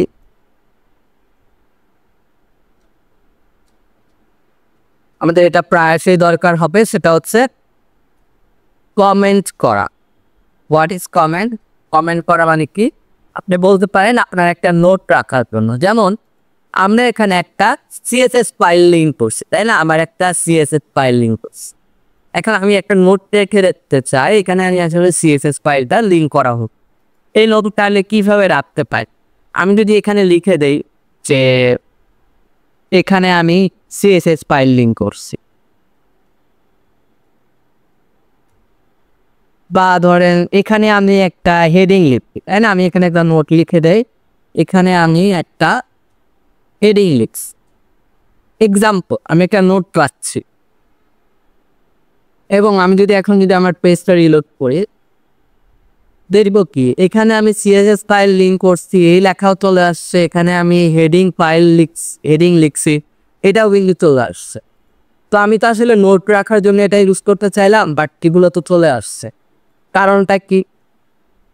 কারণটা আপনার ডকুমেন্টে যা থাকে সব কিছুই সে আসলে প্রিন্ট করে দেয়। বাট আপনার যদি মনে হয় যে আমার আসলে এমন কিছু দরকার, আমি আসলে একটা জিনিস লিখে রাখবো, বাট এটা আসলে ইউজারে যেন না দেখতে পারে, ইউজারে যেন এখানে না দেখতে পারে, তার পেজে যেন এটা বিদ্যুৎ না হয়, তখনই আপনাকে এই কমেন্ট সিস্টেমটা ইউজ করতে হবে। আপনি এখানে কমেন্ট করে রাখতে পারে। তো কমেন্ট কিভাবে করে কে জানেন? বলেন তো কমেন্ট কিভাবে করে? অনেকে আশ্চর্যবোধক চিহ্ন দিয়ে। আশ্চর্যবোধক চিহ্ন দিয়ে স্যার হচ্ছে ফার্স্টে আমার কমেন্ট ব্র্যাকেট নিতে হবে, ফার্স্টে আমার লেস দ্যানটা লিখতে হবে, তাই না? তারপর হচ্ছে এই যে আশ্চর্যবোধক চিহ্ন, সাইন, তারপর হচ্ছে ড্যাশ ড্যাশ, ড্যাশ, আর দেন আবার ড্যাশ ড্যাশ, এরপর হচ্ছে গ্রেটার দ্যান সাইন, তাই না? এর শুনতে থাকবে হচ্ছে এই যে দুইটা ড্যাশ ড্যাশ, এই চারটা ড্যাশ ড্যাশের মাঝখানে, মানে এই দুইটা ড্যাশ ড্যাশের মাঝখানে এখানে আপনি লিখবেন আপনার কমেন্টটা, আপনার কমেন্ট এখানে যাও। এইভাবে আসলে HTML এ কমেন্ট করা হয়, ঠিক আছে? তো দেখেন আমি যদি এটা যদি কমেন্ট করে লিখতে চাই তাহলে কিভাবে লিখবো, আমি তাহলে এর আগে একটা লেস দেন দিচ্ছি, তারপরে হাইফেন বা এক্সক্লেমেটরি সাইন, তারপরে দুইটা হাইফেন, অনেকে ড্যাশ ড্যাশ বলেন, ড্যাশ ড্যাশ বললেও সমস্যা নাই, আর ক্লোজ করবো দুইটা ড্যাশ ড্যাশ, তারপরে আবার গ্রেটার দেন সাইন। এটা আমরা এখানে দিলাম, এখানেও দিয়ে দেই। এখন এবং এডিটরও কিন্তু একটা সুন্দর দিচ্ছে, যে এটা আসলে অফ করে দিচ্ছে, দেখে বোঝা যাচ্ছে এটা আসলে কমেন্ট টাইপের কিছু। এবং আমরা এখন যদি রিলোড করি দেখবো যে ওই লেখাগুলো আর নাই, এই যে আমরা নোট যে রাখছি এগুলা কিন্তু না। এখন মনে হতে পারে কেন আসলে এটা নোট রাখার প্রয়োজন, এতে নোট রাখার কোনো প্রয়োজন আছে?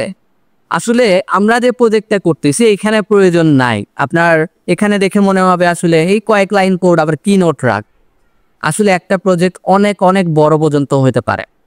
আমরা ক্লায়েন্ট বেস করে $2,000-3,000 প্রজেক্ট পর্যন্ত করি। এই প্রজেক্ট মাসের পর মাস করতে হয়, দেখা যায় 2-3 মাস আপনি কাজ করছেন একটা প্রজেক্টে। তো প্রজেক্টে কোথায় কখন কি করলেন নিজেরও মনে থাকবে না। আবার একটা প্রজেক্ট শেষ করে আর একটা প্রজেক্টে যাবেন, আগের প্রজেক্টে কেউ একটা আপডেট চাইলো, তখন আপনি কিভাবে করবেন? তখন আপনি দেখবেন যে আপনার মনে হচ্ছে আমি তো ভুলে গেছি, একটা নোট যদি রেখে রাখতাম। তো এই জন্য তখন দরকার হয়। এখন আমরা যে ছোট প্রজেক্ট করছি এখানে মনে হচ্ছে দরকার নাই, এটা মনে হওয়া স্বাভাবিক। বাট বড় প্রজেক্টের ক্ষেত্রে তখন মনে হবে। বাট ওই বড় প্রজেক্টের ক্ষেত্রে আপনি যা নোট করবেন এখন ছোট প্রজেক্টে নোট করার প্রয়োজন নাই, এটা ভাবলে ভুল। আপনি দেখবেন এই ছোট প্রজেক্টটি আপনি এরকম ছোট কয়েকটা করতে করতে আগেরটা ভুলে যাবেন। তো এই জন্য এখন থেকেই অভ্যাস করতে হবে, ছোট প্রজেক্ট হোক বড় প্রজেক্ট হোক, আপনি সবসময় সবকিছু নোট রাখার চেষ্টা করবেন। যেখানেই মনে হবে যে এটা আসলে ভুলে যেতে পারি বা এখানে একটা এই ধরনের কমেন্ট দরকার, এটা। আবার এই নোট রাখার আর একটা ভালো দিক আছে, আমরা তো মানে কি মানুষ, কি যে কোনো সময় কিন্তু যে কোনো ঘটনা ঘটতে পারে, আমরা কি মারা যাইতে পারি এক কথা। তো তাহলে এই যে ক্লায়েন্টের ওয়েবসাইটটা বানাই দিয়ে যাচ্ছি, ক্লায়েন্ট তো কি ক্লায়েন্টের হয়তো বিজনেস চলবে, তো সে আমার এই ওয়েবসাইটটা নিয়ে অন্য কোনো ডেভেলপারের কাছে যাবে। ডেভেলপারের কাছে যাওয়ার পরে ওই ডেভেলপার কাজটা কিভাবে বুঝবে? এরকম হতে পারে ক্লায়েন্টের ডেভেলপার মারা গেছে, সে আপনার কাছে আসছে তার ওয়েবসাইটটা নিয়ে, এসে বলতেছে আমার ওয়েবসাইটে এই এডিটগুলো দরকার। কিন্তু আপনি দেখে গেছেন যে ওয়েবসাইটে ধরেন 10,000 লাইন কোড আছে, বাট কোথায় কি করছে আপনি আসলে কিছুই বুঝতে পারছেন না। বাট একটা যদি নোট থাকতো, একটা যদি ডকুমেন্টেশন থাকতো, আপনি কিন্তু ভালো বুঝতে পারতেন। তো এই জন্যও আসলে দরকার, ঠিক আছে, যে আমাদের নেক্সট যে ডেভেলপার সে যেন ভালোভাবে ইউজ করতে পারে, সেটা হোক আমি ওর আদার্স ওয়ান। কমেন্টের প্রয়োজনীয়তাটা বা কমেন্টের সিস্টেমটা কি বুঝতে পারছি? আচ্ছা দাদা, সেক্ষেত্রে আমরা যখন অনেক বড় বড় প্রজেক্ট করি আর যখন কমেন্ট করে রাখি, কমেন্ট গুলো কি আমার প্রজেক্টটা যখন ওপেন করি শুরুতেই কি কমেন্ট গুলো দেখায়, মানে ব্যাপারটা কিরকম ঘটে? লাইন দেখাবে, যেখানে যেখানে নোট রাখবে সেখানে দেখাবে। হ্যাঁ, এখন আমি যে সেখানে নোটটা রেখেছি, আমি 10,000 লাইনের বা 2,000 লাইনের যেখানে করি, আমি যে এতগুলো লাইনের মধ্যে আমি কোথায় নোট রেখেছি এটা আমি মানে খুব দ্রুত কিভাবে খুঁজে বের করবো? আচ্ছা, এটা আপনি আসলে কমেন্ট দেখলেই তো বোঝা যাচ্ছে এটা আসলে কমেন্ট করা। দেখেন, হ্যাঁ, না আমি তো ধরেন আমার এই যে কোডিংটা করছি, আমার যখন অনেক হাজার হাজার লাইন হবে তখন তো আমি নিশ্চয়ই এত মানে একসাথে দেখা যাবে না। না, একসাথে কমেন্ট দেখার তো প্রয়োজন হচ্ছে না। কিন্তু যখন আমি জিনিসটা যাব, যেতে যেতে আমার কোথায় কমেন্টটা করেছে, কোন লাইনে করেছে, আমি এটা কিভাবে খুঁজে পাবো? না, একসাথে আসলে কমেন্ট পড়ার প্রয়োজন হয় না, মানে একসাথে সবকিছু দেখার এইভাবে প্রয়োজন হয় না। আমার ধরেন যে আসলে আমার দরকার আসলে যে OCSS ফাইলটা কোথায় করছে, আমি এটা দেখতে চাই। তাহলে আমি কি কুইক আমার হেডিং আসলে আমি এখানে একটা নোট পেয়ে গেলাম, ও এখানে CSS ফাইল লিঙ্কটা পড়ছে।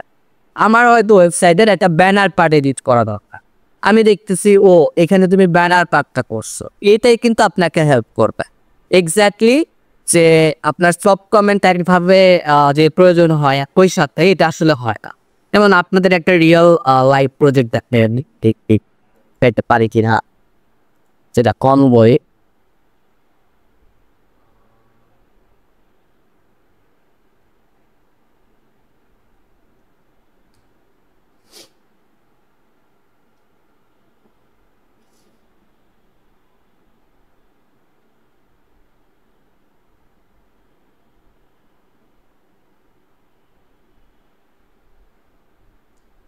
এই যে দেখেন এখানে এই যে আমি সিএসএস ফাইলগুলো লিঙ্ক করছি। তো সিএসএস ফাইলগুলো আমি দিয়েছি local CSS, external CSS, Google কনভাই। তো অনেকে বুঝতেছেন না এটা আবার কি, এগুলো আসলে আমাদের প্রজেক্টের প্রয়োজন না, এগুলো আমরা শিখবো। তো আমি এইভাবে লিঙ্ক করেছি। তারপর দেখেন আমার হিরো সেকশন, আমি এখানে হিরো সেকশন কাজ শুরু করছি এবং শেষ করছি। তাহলে আমি যখনই আমার প্রজেক্টে হিরো সেকশন নিয়ে আর কাজ করবো, বা আপনাদের কাছেও যদি এই প্রজেক্টটা হ্যান্ড ওভার হয় যে আসলে ক্লায়েন্টে এই প্রজেক্টটা করতে যাচ্ছে, তো দেখেন হিরো সেকশন আসলে আপনার যে মেইল যে একদম আপার যে সেকশনটা থাকে হেডারের পরে ওটাকে বলা হয় হিরো, যেটা কিন্তু বোঝা যাচ্ছে। দেখেন ক্যাটাগরি সেকশন, এই যে আমাদের ক্যাটাগরি টপ ক্যাটাগরিজ এখানে কিন্তু পর আমি এখানে কি সুন্দর করে কিন্তু কমেন্ট করে দিয়েছি যে ক্যাটাগরি সেকশনটা এখান থেকে লোক হচ্ছে। এরকম কিন্তু সবগুলোই কিন্তু আমরা দেখাচ্ছি। আবার দেখেন এখানে আসলে প্রোডাক্ট ইউজ করতেছে, আমি আসলে পপুলার প্রোডাক্ট। তো দেখেন এই যে এখানে মেন্স উমেন্সের বিভিন্ন প্রোডাক্ট দেখাচ্ছে। এখন কোন প্রোডাক্ট আসলে কীভাবে লোড হচ্ছে, এই যে উমেনের প্রোডাক্ট 1 এটা কিন্তু ভালোভাবে ডকুমেন্ট তো আছে। আবার কিছু কমেন্ট করে আমি বন্ধই করে রাখছি, এটা একটা ভালো জিনিস আসছে। আমরা কিন্তু অনেক সময় এরকম দরকার পড়ে যে এই ওয়েল ট্যাগটা আমি এখন আমার পেজে দেখাতে চাই না, মানে আমি আসলে আমার কাজের প্রয়োজনে এই লেখাগুলোকে আর কি রিমুভ করে দিতে চাচ্ছি, বাট কমপ্লিটলি না। আমি চাচ্ছি সাময়িকভাবে এটা বন্ধ থাক, আবার পরে দরকার হলে আমি আসলে এটা নিয়ে কাজ করব। তাহলে আমি এই কোডও কিন্তু কমেন্ট করে রাখতে পারি, জানেন কোডও কমেন্ট করে রাখা যায়, কোডই আপনি অফ করে রাখতে পারবেন কমেন্ট আকারে। কিভাবে, এখানে দেখেন আমরা ওয়েল ট্যাগের আগে কমিউনিটি স্ট্রাকচারটা শুরু করলাম এখানে, আর শেষ করব ঠিক নিচে, এই যে আমি এখানে শেষ করলাম। তারপরে দেখেন এই কোডটা কিন্তু চলে গেছে, কোড চলে গেছে ঠিক আছে, বাট আপনি তো জানেন আমি আসলে এখানে কমেন্ট করে রাখছি। আমার যখন আবার লাগবে আমি কোডটা কি আবারও অন করে দিতে পারি, জাস্ট কমেন্টের যে স্ট্রাকচার ওইটা জাস্ট বন্ধ করে। তো এখানেও আসলে এক্স্যাক্টলি এই কাজটা করা আছে, যে কমেন্ট করে আসলে আমি কিছু কোড সাময়িকভাবে অফ করে রাখছি। এইটা হচ্ছে আমাদের, এরকমভাবে আমরা কিন্তু এটা নিয়ে কাজ করতে পারি। এখানে ইনফোগ্রাফিক্স লোড হয়েছে, এই যে এই ওয়েবসাইটের ইনফোগ্রাফিক্স, এগুলো একটা চলমান একটা প্রজেক্ট, যদি এটা বাংলাদেশে, বুঝতে পারছেন? বুঝতে পেরেছি। হ্যাঁ ভাইয়া। আচ্ছা সেক্ষেত্রে কমেন্ট করার পর আমি কমেন্টে যখন আবার তুলে ফেলতে চাই, মানে আমি যখন আমি আমার জিনিসটা দেখাতে চাই তখন সেটা আবার কি হবে, ওটা কি জাস্ট ডিলিট করে দিব নাকি অন্য এই যে যা কমেন্টের জন্য যা যা লিখলেন সেটা রিমুভ করে দেবেন 2 পাশ থেকেই।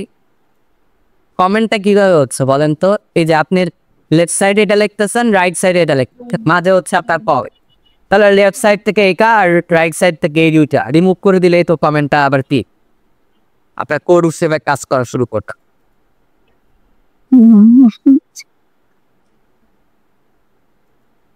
তো এইভাবে আমরা আসলে কমেন্ট করি, বাট HTML এ যেভাবে কমেন্ট করছেন CSS এও আপনি কমেন্ট করতে পারবেন, কিন্তু এই হবে না, এখানে আলাদা একটা সিনট্যাক্স। বাট এটা আসলে মনে হয় অনেকটু কাছে সোজা লাগবে CSS এর কমেন্টের ব্যাপারটা। এটা হচ্ছে স্ল্যাশ স্টার এবং স্টার স্ল্যাশ এইভাবে দেওয়া হয়, এর মধ্যে থাকে হচ্ছে কম।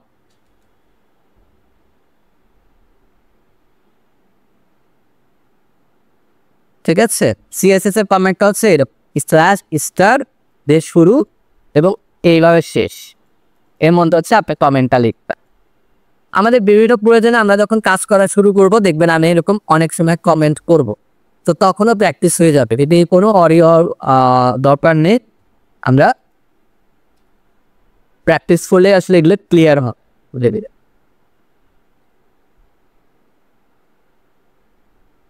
কারোর কাছে কি কঠিন লাগতেছে বিষয়গুলো? এনিওয়ান? জি না স্যার। কারো কঠিন লাগলে বলেন, বা কোনো কিছু না বুঝলে ভাইয়া এপিআই কানেক্ট কি সিমিলার এই ধরনের হয়? এপিআই কি বললেন বুঝিনি। এপিআই কানেক্ট কি সেম স্টাইল সিএসএস এর মতো কি কানেক্ট হয় নাকি কোনো ডিফারেন্স? আচ্ছা, ওনার কথাটা আমি বুঝি নাই, অন্য কেউ বুঝছে থাকলে একটু বলেন তো। আমার মনে হয় ওনার মাইক্রোফোনে একটু প্রবলেম। ভাইয়া বলছিলাম এপিআই কানেক্টটা কি সেম এটা সিএসএস এর মতন হয় নাকি? জি জি। আচ্ছা, না এপিআই সম্পূর্ণ আলাদা বিষয়, এটার সাথে কোনো রিলেটেড না। ঠিক আছে। এপিআই মানে কি? এপিআই হচ্ছে আমরা যখন একটা থার্ড পার্টি থেকে ডেটা লোড করতে চাই, আচ্ছা, তখন আসলে আমরা এপিআই ইউজ করি। বা আমার ওয়েবসাইট থেকে আসলে থার্ড পার্টি কোনো কাউকে ডেটা দিতে চাচ্ছি, তখন আসলে এপিআই দিয়ে কাজ করা হয়। এটা ডেভেলপমেন্টের জন্য দরকার, ডিজাইন পার্টে তেমন একটা লাগে না।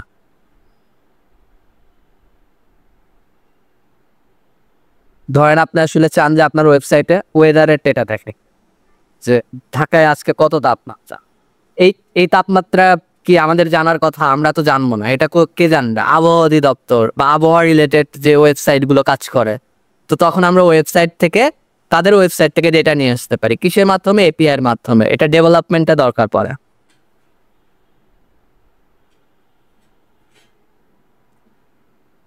আচ্ছা, তাহলে আমরা এবার একটু সিএসএস করা শুরু করবো। বিভিন্ন সিএসএস আমরা দেখি। ফার্স্টে আমরা একটু টেক্সটেরই সিএসএস দেখি। H1 এর সিএসএস আমরা দেখি। H1 এ আমরা কি কি সিএসএস করতে পারি? H1 হোক বা স্প্যান ট্যাগ হোক, যে কোনো হেডিং, যে কোনো স্প্যান ট্যাগ হোক বা যে কোনো কিছু, আমরা সেটার সিএসএস করতে পারি। স্টাইল অফ সিএসএস কিভাবে, সেটা একটু দেখি কি কি সিএসএস করতে পারে। তো প্রথমে আমরা দেখছিলাম কালার করতে পারি। লাইক আমরা কালার দিলাম রেড, ওকে, আমরা দেখি কালারটা রেড পাই কিনা। হ্যাঁ, ওকে, রেড পেয়েছে। আচ্ছা, কালার তো ভাই আপনি বলতেছেন রেড দিলেন, গ্রিন দিলেন বা ইয়েলো দিলেন, এইরকম বিভিন্ন কালার তো আপনি দিতে পারেন, যেগুলো কালার আপনার নাম জানেন। বাট আমার যদি এমন কোনো কালার লাগে যেটার আসলে আমি নাম জানি না, তাহলে আমি সেটা কিভাবে দিতে পারি? কালার কোড দিয়ে। রাইট, সেটা আমরা কালার কোডের মাধ্যমে দিতে পারি। তবে অনেকে হয়তো কালার কোড সম্পর্কে আসলে আমরা জানি না, তাই না? কালার কোড আসলে, তো আপনি ওয়েবে বা প্রোগ্রামিং এ আসলে কালার কোড ইউজ করতে পারেন। প্রত্যেকটা কালারের জন্য একটা ডেডিকেটেড কোড আছে। এই কোডগুলো বিভিন্ন হয়, RGB কোড হয়, RGBA হয়, হেক্সা হয়, ঠিক আছে? আর একটা হয় কি যেন আমার মনে নাই, HLU বা এই টাইপের কিছু একটা। তো অনেক টাইপের কালার কোড হয়। তবে আমরা মূলত প্রজেক্টে বেশি সবচেয়ে ইউজ করে থাকি হেক্সা কালার কোডটা। হেক্সা মানে হচ্ছে এখানে একটা 6 ডিজিটের একটা কালার কোড আপনি ইউজ করবেন। এখন কালার কোড ভাইয়া কোথায় পাবো? এটা আবার করতে হবে। দেখেন, আমরা একটু অনলাইনে সার্চ করি, গুগলে গিয়ে HTML কালার কোড এইটা লিখে যদি আমরা সার্চ করি, দেখবো যে অনেক অনেক ওয়েবসাইট কিন্তু আপনাকে কালারের অপশনগুলো দিচ্ছে। কারণ আমরা W3 স্কুলস থেকে নেই HTML কালার পিকার। এখানে দেখেন সম্ভাব্য যতগুলা কালার হতে পারে, মোটামুটি সবগুলা কালারই কিন্তু এখানে দেয়া আছে। তাও আমি এখানে একটা কালার পিক করি, দেখেন আমি ব্লু কালারটা পিক করছি এবং এই কালারে দেখেন ডার্ক থেকে একদম লাইট পর্যন্ত প্রত্যেকটা কালারের জন্য আমাকে কিন্তু একটা করে কোড তারা কিন্তু দিয়েছে 6 ডিজিটের। আপনি জাস্ট আপনার যদি সেই কালারটা যদি দরকার হয়, লাইক আপনার এই কালারটা দরকার, ধরেন এই কালারটা আমরা কপি করব এবং কপি করে এবার আমার যে কালারের নাম সেই জায়গায় আমি জাস্ট এটা ইউজ করবো, কালার কোডটা 6 ডিজিটের কালার কোডটা উইথ হ্যাশ। এটা এখানে কিন্তু একটা হ্যাশ থাকে, ঠিক আছে? এটা আমরা সবাই মনে রাখবো এবং আমরা যদি এখন যদি রিলোড করি, দেখবো যে ওই কালারটা পেয়ে গেছে। দেখেন এই কালারটা কিন্তু পেয়ে গেছে। তো এটা একটা সিস্টেম, আপনি এইভাবে কালার কোড নিতে পারেন। আর একটা সিস্টেম হতে পারে যে আমার আসলে কোথাও কালারটা পছন্দ হয়েছে, লাইক এই যে আপনার W3 স্কুলসের যে গ্রিন কালারটা, এই কালারটা আমার অনেক ভালো লাগতেছে, এই কালারটা যদি আমি ইউজ করতে পারি, এই ক্ষেত্রে আপনি এই কালার কোডটাও পিক করতে পারেন। এইটা পিক করারও অনেক ওয়ে আছে, তবে আমি এখন একটা সহজ ওয়ে, আপনারা একটা সফটওয়্যার ডাউনলোড করবেন। সফটওয়্যারের নামটা হচ্ছে পিক্সি, PIXI।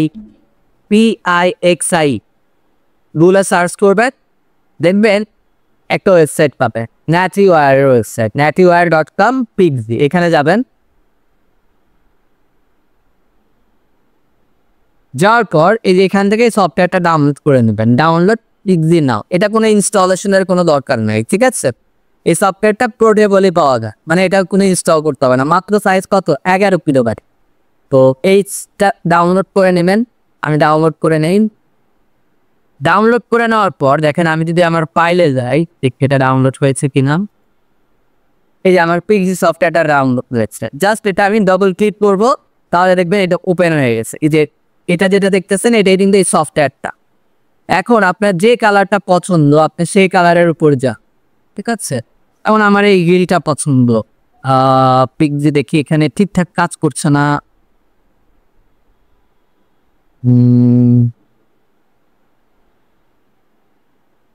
যার আসা উচিত ছিল।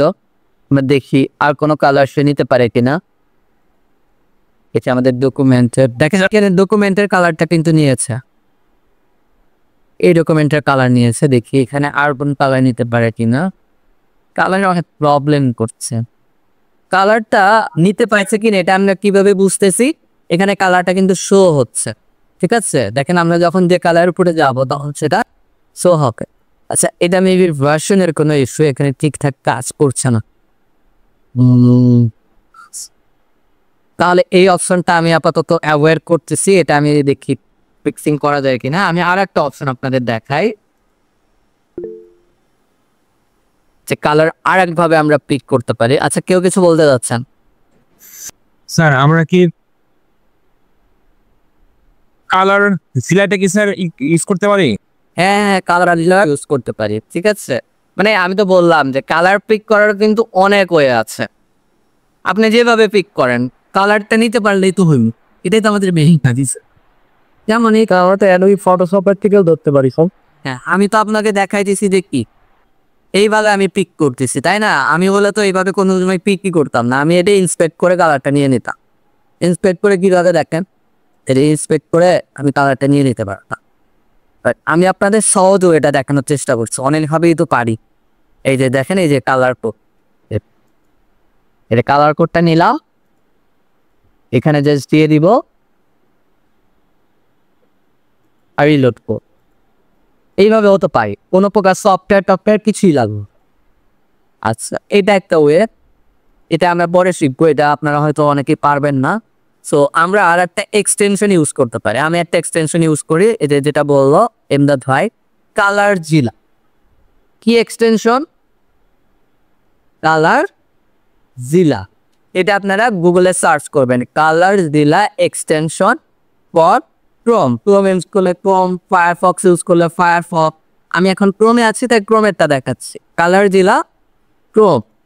এই এক্সটেনশনসটা জাস্ট আপনি আপনার ব্রাউজারে ইনস্টল করে নেবেন। কে কে আছে এক্সটেনশন ইনস্টল করতে পারি না বলেন তো? যারা আছি তারা এখন একটু ইনস্টল করে নেই, যারা এক্সটেনশন কখনো জীবনে ইনস্টল করি নাই তারা করে নেন, কোনো প্রবলেম হলে জানান।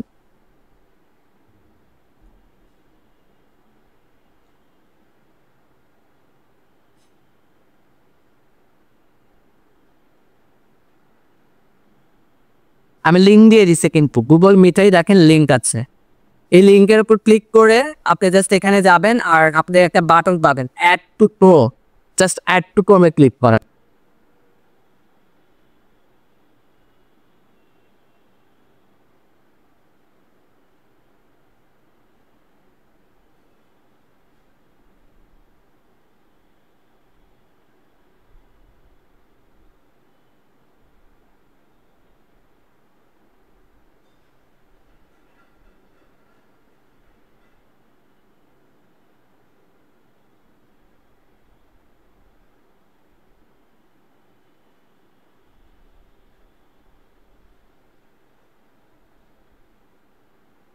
এটা যদি অ্যাড করে ফেলেন এই কালার জেলাটা কিভাবে কাজ করে, আপনি জাস্ট আপনার এই যে ডান পাশে দেখবেন ম্যানেজ এক্সটেনশন নামে একটা অপশন, এটা এক্সটেনশন ম্যানেজ করে। এখান থেকে আপনি জাস্ট আপনার কালার জেলা যে এক্সটেনশনসটা এটাকে পিন করে দেবেন, ঠিক আছে? এই যে এটাকে পিন করে দেবেন, এটা আমার পিন করা আছে তাই দেখাচ্ছে আনপিন।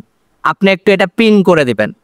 পিন করে দেওয়ার পর আপনার ডকুমেন্টে আপনার এই HTML বা যে কোনো ওয়েবসাইটে আপনি যখন ভিজিট করছেন তখন আপনার যে কালারটা দরকার ওই কালারটা পিক করার জন্য এই কালার পিকার, যেটা হচ্ছে কালার পিকারের মানে কালার ডিলার অপশনটা, এইটাতে ক্লিক করবেন। ক্লিক করার পর এখন আপনি দেখেন এখান থেকে এই যে মাউসটা অনেকটা আমাকে একটা বড় একটা সার্কেল দিছে, দেখছেন? আমি কোথায় কালার পিক করতে চাই আমাকে যেতে পড়তেছে, যেখানে আপনি যাবেন সেখানে কালারটা পিক করতে পারবেন। একটু সিলেক্ট করতে মাঝে মাঝে সমস্যা হতে পারে, জাস্ট একটু করলেই পাবেন। আমি ধরেন এই গ্রিনটা পিক করবো, জাস্ট গ্রিনের উপর গেলা আর ক্লিক করবো একটা, ক্লিক করলে কাজ শেষ। এই কালার কপিও হয়ে যাবে, আপনার কালারটা কপিও হয়ে জাস্ট এবার আপনি এই কালার তোরটা এখানে পেস্ট করে কাজ শেষ।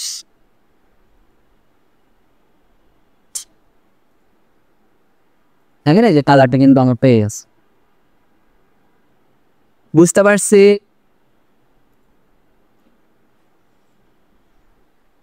আর পিকবিটা কেন কাজ করলো না? পিকবি দিয়ে আমি পরিহরিং টিম পিকবি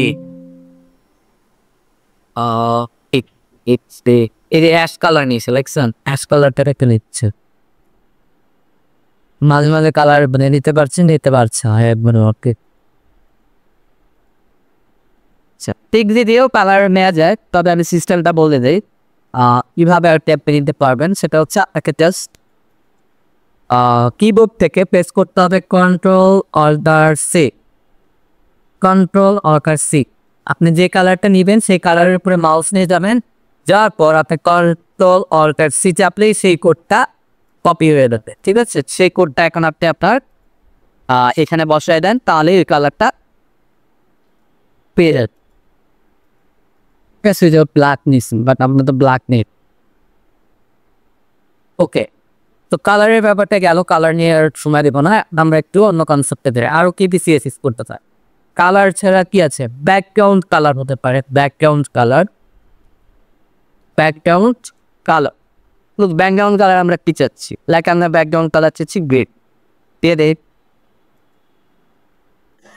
দেখেন এই যে গ্রিন ব্যাকগ্রাউন্ড দিয়েছে, গ্রিন ব্যাকগ্রাউন্ড আর ফন্টটা আমরা হোয়াইট দিয়ে দেই। ওকে, তারপর হচ্ছে আমরা এটা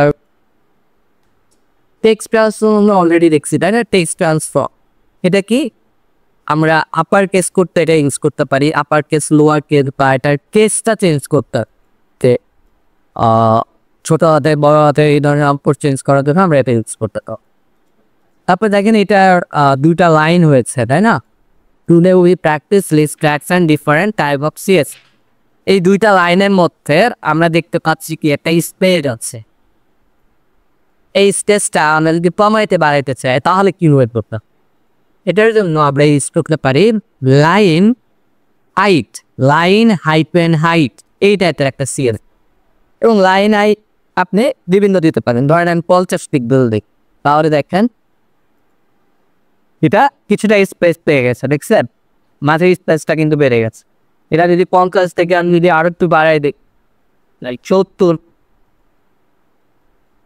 তাহলে আরো একটু বাড়ছে, ঠিক আছে স্পেসটা। তো আমাদের যেমন স্পেস দরকার আমরা তেমন এখানে দিতে পারি। লাইন হাইটটার ব্যাপারটা একটু বুঝতে পারছি? আচ্ছা, এটা তো গেল লাইন হাইট। আমরা চাই একটু ডে বা উই এই লেখাগুলো যে আছে প্রত্যেকটারে ওয়ার্ড আছে, এই ওয়ার্ডগুলোর মধ্যে স্পেসটা একটু কমাইতে বা বাড়াই, তাহলে কীভাবে করতে পারি? এটার জন্য একটা প্রপার্টি আছে word hybrid spacing. Word spacing আপনি কত স্পেসিং চান? লাইক আমি 30 পিক্সেল দিলাম, দেখেন রিলোড করি যে প্রত্যেকটা ওয়ার্ডের মধ্যে দেখেন 30 পিক্সেল পরিমাণ স্পেস চলে আসছে। অনেক খারাপ লাগতেছে দেখছে, বাট অনেক সময় লাগে, ঠিক আছে? এই ধরনের কাজ দরকার। আমরা একটু কমাই দিই, 10 দিয়ে দিই, এখন মোটামুটি একটু ওকে। 10 না দিয়ে আমরা যদি 5 দিয়ে দিই,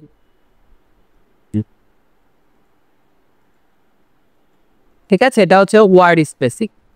আচ্ছা, ওয়ার্ড তো দিলে আমরা চাই লেটার স্পেসিং, মানে প্রত্যেকটা অ্যালফাবেটের মধ্যে, পি আর ও এর মধ্যে, ও আর ডি এর মধ্যে, এটার স্পেসিং আমরা কীভাবে নিয়ন্ত্রণ করতে। এটার জন্য সিএসএস আছে লেটার স্পেসিং, লেটার স্পেসিং আমরা দিয়ে দিলাম লেটার স্পেসিং 10 পিক্সেল। এবং রিলোড করে দেখেন এই যে প্রত্যেকটা লেটারের মধ্যে কিন্তু এই পরিমাণ কিন্তু স্পেস কিন্তু চলে আসছে। বুঝতে পারছি? লেটার স্পেসে, ওয়ার্ড স্পেসে এগুলো কারো কি বুঝতে সমস্যা হচ্ছে? জি না স্যার। No sir. দেখেন মাত্র মানে 6 লাইন সিএসএফ লিখছি, 5 লাইনে না 6 লাইন লিখছি, 6 লাইনে আমরা কত কাজ করতে পারছি। আচ্ছা, তারপর ধরুন আমরা চাচ্ছি যে আমাদের এই লেখাগুলো এখানে তো একদম উপর থেকেই শুরু হয়েছে, আমরা চাচ্ছি একটু মানে আর একটু নিচে নেমে যাক, লেখাটা নিচ থেকে শুরু হোক। তো তাহলে আমাদের কি করতে হবে? তাহলে আমাদের একটা নতুন কনসেপ্টের সাথে পরিচয় হই, মার্ভে। আমরা আসলে পেলে মার্জিন দেই, তাই না? আমাদের ওই যে পরীক্ষার খাতায় মার্জিন দিতাম টেনে, এখানেও আমরা মার্জিন দিতে পারি যে আমরা বাইরে থেকে কতটুকু স্পেস চাই, এই লেখাটা কত নিচ থেকে শুরু হবে, আমরা উপরে কতটুকু স্পেস চাচ্ছি। তো এর জন্য আপনি বিভিন্ন টাইপের সিএসএস ইউজ করতে পারেন। আমরা এখানে মার্জিন ইউজ করছি, মার্জিন মার্জিন আপনি কোথায় দিতে চাচ্ছেন? আমরা মার্জিন দিতে চাচ্ছি উপর দিক থেকে, তাহলে আপনাকে লিখতে হবে margin hyphen top, margin hyphen top. এবং আপনি কত পিক্সেল মার্জিন চান? আমি চাচ্ছি 100 পিক্সেল মার্জিন দিতে। উপর থেকে 100 পিক্সেল পরিমাণ জায়গা ছেড়ে দিয়ে সে নিচ থেকে লেখাটা শুরু করবে। দেখেন এই যে 100 পিক্সেল পরিমাণ জায়গা কিন্তু সে উপর থেকে এদিকে ছেড়ে দিয়েছে। This is for margin. আপনি যদি চান বাম থেকেও একটু সরে দেন, তাহলে কি করতে হবে? আপনি লিখবেন মার্জিন লেফট, বাম থেকে যদি সরে যাও, কত সরে যাবা? Like 40 pixel. এখানে 40 পিক্সেল সরে গেছে। আপনি যদি চান না আমি একটু বাড়াই দিই, দেখেন আমি আরো একটু বাড়াই দিই, 100 দিয়ে দিলাম। দেখেন এটা 100 পিক্সেল করে না, সরে দাও। আপনি যদি চান যে না তুমি তো মানে সরবা না, আরো ভেতরের দিকে চলে যাও, তা আমরা আরো ভেতরের দিকে লেখাটা ঢুকে যাক, তাহলে আপনি কি মাইনাস করে দিতে পারেন মার্জিন। জাস্ট মার্জিনের আগে একটা মাইনাস লাগান, তাহলে দেখেন এটা এই যে ভেতরে ঢুকে গেছে, লেখাটা কিন্তু আর দেখা যাচ্ছে না। দেখছেন? আমরা এভাবে মাইনাসও করতে পারি, অনেক সময় মাইনাসের প্রয়োজন হয়। আচ্ছা, তো ভাই আপনি কি সবকিছু মানে পিক্সেলেই দিতে হবে? পিক্সেল ছাড়া কি আর কিছু ইউজ করা যায় না? হ্যাঁ, ইউজ করা যায়। আপনি চাইলে ধরেন আমরা একটা আজকে দেখি পার্সেন্টেজ ইউজ করছি, পার্সেন্টেজ আমরা তো চিনি, তাই না? প্রোগ্রামিক্যালি এটা মডুলাস বললেও আমরা তো অনেকে পার্সেন্টেজ বলি না, পার্সেন্টেজ হিসেবে এখানে ইউজ করলাম। ও দেখেন আমি চাচ্ছি যে এটা পার্সেন্ট দিতে, পিক্সেল কেটে আপনি জাস্ট এখানে পার্সেন্ট লিখবে। কত পার্সেন্ট? লাইক 10% চাচ্ছেন, উপর থেকে 10% পরিমাণ সরে আস, দেখো 10% সরে আসছে। আমরা যদি দিই 50%, তাহলে কিন্তু 50% সরে যাবে। 50% মানে আমার পেজের ধরেন যে একদম অর্ধেক জুড়ে, আমার পেজের যত হাইট পাইছে ততটাই জুড়ে লুড়ে, ঠিক আছে? আমি ধরেন এখানে পার্সেন্টেজ না দিয়ে আগের মতো পিক্সেলে রাখতে জাস্ট দেখানোর জন্য এই মাইনাসটাও কেটে দিচ্ছি। তো এটা কি আমরা জাস্ট এরকম টপ আর লেফট ইউজ করতে পারি? হ্যাঁ, আমরা কিন্তু রাইট ইউজ করতে পারি, ঠিক আছে? রাইট ইউজ করতে পারি, বটম ইউজ করতে পারি। এটাই তো 4টা দিকই তো হয়, এই 4টা দিক থেকে আমরা এটা ইউজ করতে পারি, এই মার্জিনটা, ঠিক আছে? দেখেন তো 4 দিক থেকে এটা স্পেসিংটা পেয়েছে। এখন এই যে 4টা লিখলেন না 50 পিক্সেল, আপনার মনে হতে পারে 4টা এইভাবে লিখতে হবে, অনেক কষ্ট হচ্ছে। আমি আজকে যে 4টা চাই না, আমি 1 লাইনে লিখে ফেলতে চাই, তাহলে আপনি 1 লাইনে লিখে ফেলতে পারেন। আমি এটা একটু কমেন্ট করে বন্ধ করে রাখলাম। দেখেন আমরা এই কাজটাই 4টা আমরা একসাথে করবো, জাস্ট মার্জিন 50 পিক্সেল। এটা লিখলে কি হবে? এই টপ, লেফট, রাইট, বটম 4টাই এখন দেখেন 50 করে পাবে। আমার আগের মতোই কিন্তু কাজ আছে, দেখছেন? এটা কিন্তু পরিবর্তন হয়নি, কারণ আমি এই কাজটা শর্টকাটে এইভাবে করে এটা দেখেন অবাক করে দেয়, তাহলে দেখবেন যে না এটা মার্জিন বাচ্চা, দেখছেন? এইভাবে কাজ করছে। আচ্ছা, কার যদি মনে হয় 4টা তো মানে আপনি যদি আলাদা আলাদা দিতে চাই, তাহলে তো আমাকে এইভাবে আলাদা আলাদা ইউজ করতে হবে না। আপনি চাইলে 4টাও 1 লাইনে লিখতে পারেন, জানেন? এটাকে বলা হয় শর্ট হ্যান্ড ইউজ করা। বাট এটা একটু মনে হতে পারে মনে রাখাটা কঠিন অনেকের কাছে, তবে আমি একটা সূত্র শিখিয়ে দিই। এটা মনে রাখা খুবই সহজ। সেটা হচ্ছে আপনি এটাকে একটা ঘড়ি হিসেবে চিন্তা করবেন। সরি, আমরা ধরেন এটা একটা ঘড়ি হিসেবে চিন্তা করি। তো ঘড়ি শুরু হয় কোথা থেকে? 12টা থেকে, তাই না? তো মানে প্রথমে হচ্ছে টপ থাকে, টপে থাকে, তারপরে কোথায় থাকে? রাইটে থাকে, তাই না? তারপরে কোথায় থাকে? বটমে থাকে, তারপরে কোথায় থাকে? লেফটে থাকে। তো মানে টপ, রাইট, বটম, লেফট। আপনি এখানে 4টা ভ্যালু একসাথে লিখতে পারেন। 50 পিক্সেল, 50 পিক্সেল, 50 পিক্সেল, 50 পিক্সেল। তাহলে কি হবে? এটা কিসের জন্য কাজ করবে? এটা টপ। টপের পরে কোনটা? রাইট। রাইটের পরে বটম, বটমের পরে লেফট। এরকম 4টা ভ্যালু এখানে দিচ্ছি। 4টা ভ্যালু আপনি 4 রকম দিতে পারেন, কোনো প্রবলেম নাই। দেখেন আমরা টপেরটা একটু বাড়াই দিই। টপেরটা আমরা একটু বাড়াই দিই। এটা হচ্ছে টপ 100 আমরা দিয়ে দিলাম। তাহলে দেখেন টপ থেকে একটু বেশি স্পেস নিচ্ছে। ঠিক আছে, আমরা ধরেন রাইটেরটা দিতে চাই, তাহলে রাইটেরটা কি? এটা। বটমেরটা কি? এটা। লেফটেরটা এটা। ঠিক আছে, এটা হচ্ছে মার্জিনের কাজ।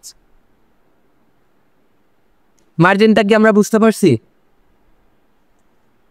হ্যাঁ ভাইয়া।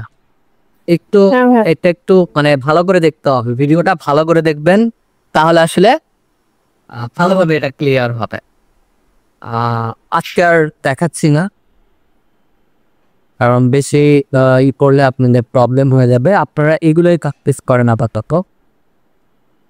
আর হচ্ছে আপনারা যেটা দেখতেন, এটা একটা নিজেদের কাজ, ঠিক আছে? নিজেরা এটা এক্সপ্লোর করবেন। কিভাবে? আপনি এখানে গুগলে এসে সার্চ করবেন সিএসএস। শুধু সিএসএস লিখে সার্চ করে এই WT স্কুলসের সিএসএস টিউটোরিয়ালটা একটু দেখছেন। দেখে এখানে দেখেন ডিফারেন্ট দেখেন সিএসএস আছে। আপনাদের কাজ হচ্ছে, আজকে তো বুধবার, মানে আমাদের হাতে আরো কিছু দিন আছে, বৃহস্পতি, শুক্র, শনি, এই 3 দিন আমরা মাত্র 6টা সিএসএস প্র্যাকটিস করব। ঠিক আছে? কি প্রতিদিন 2টা করে। একদিন আমার কালার্স দিই, সিএসএস কালার্স নিয়ে আমি যদিও স্টাডি করছি, দেখাইছি অনেক কিছু, তারপরেও এটা নিয়ে আরো একটু স্টাডি করবো। Colours, background, border, margin, padding, height, এই 6টা। তাহলে কি দেখা যায়? Colour, background, border, margin, padding, height, এই 6টা প্র্যাকটিস করবেন। এখন বলেন কিভাবে প্র্যাকটিস করবো? হ্যাঁ, এটা তো বুঝলাম না। আপনি এই সিএসএস কালার্সে চলে আসার পর আপনি এখানে দেখেন, এখানে বলছে in CSS colors specified by in the predefined color name। মানে আসলে CSS এ আমরা কালার নেম দিয়ে কালার ইউজ করতে পারি। or with RGBA, hexa, HSL, দেখেন বিভিন্ন ফরম্যাটে আপনি কালার ইউজ। আপনার তো জানা উচিত যে কিভাবে এগুলো পড়বেন, পড়লে আপনি দেখবেন আপনার মধ্যে আরো ক্লিয়ার। ঠিক আছে, এইটাই আসলে উদ্দেশ্য। এরকম কালার শেষ করবেন, RGBA দেখবেন, প্রায়ত হেক্সা দেখাইছে, RGBA কেমন ইউজ করে, এই যে RGBA কালার করতেছে এরকম। আপনি জাস্ট ধরেন এই কোডটা নিলেন, নিয়ে আপনি এখানে একটু দিয়ে দিলেন কোডটা। এখানে আমি একটু দেই, দেখি কেমন দেখায়। এলা দেখি এটা একটু চেঞ্জ হয় কিনা। দেখেন এই যে ল্যাপটপ কালারটা চেঞ্জ হয়েছে। তাহলে আমি কি শিখলাম না যে RGBA কালার এইভাবে ইউজ করা? আমরা এরকমভাবে আমার 6টা যে আমি টপিক বললাম, এই 6টা টপিকে আমি এরকমভাবে প্র্যাকটিস করব। কাজটা বুঝতে কি কারো প্রবলেম আছে?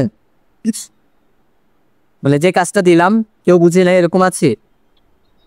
না ভাইয়া। ঠিক আছে, হ্যাঁ, এইটা তাহলে আমাদের বাসার কাজ করব এবং গ্রুপে শেয়ার করব। মানে 3টা 4টা একসাথে, মানে 6টা একসাথে প্র্যাকটিস করে জমা দিতে হবে এরকম না। আজকে রাত্রে যদি আপনি সুযোগ পান, RGB এটা দেখছি, আপনি RGB কালারটা প্র্যাকটিস করে আপনি একটা স্ক্রিনশট দেয়।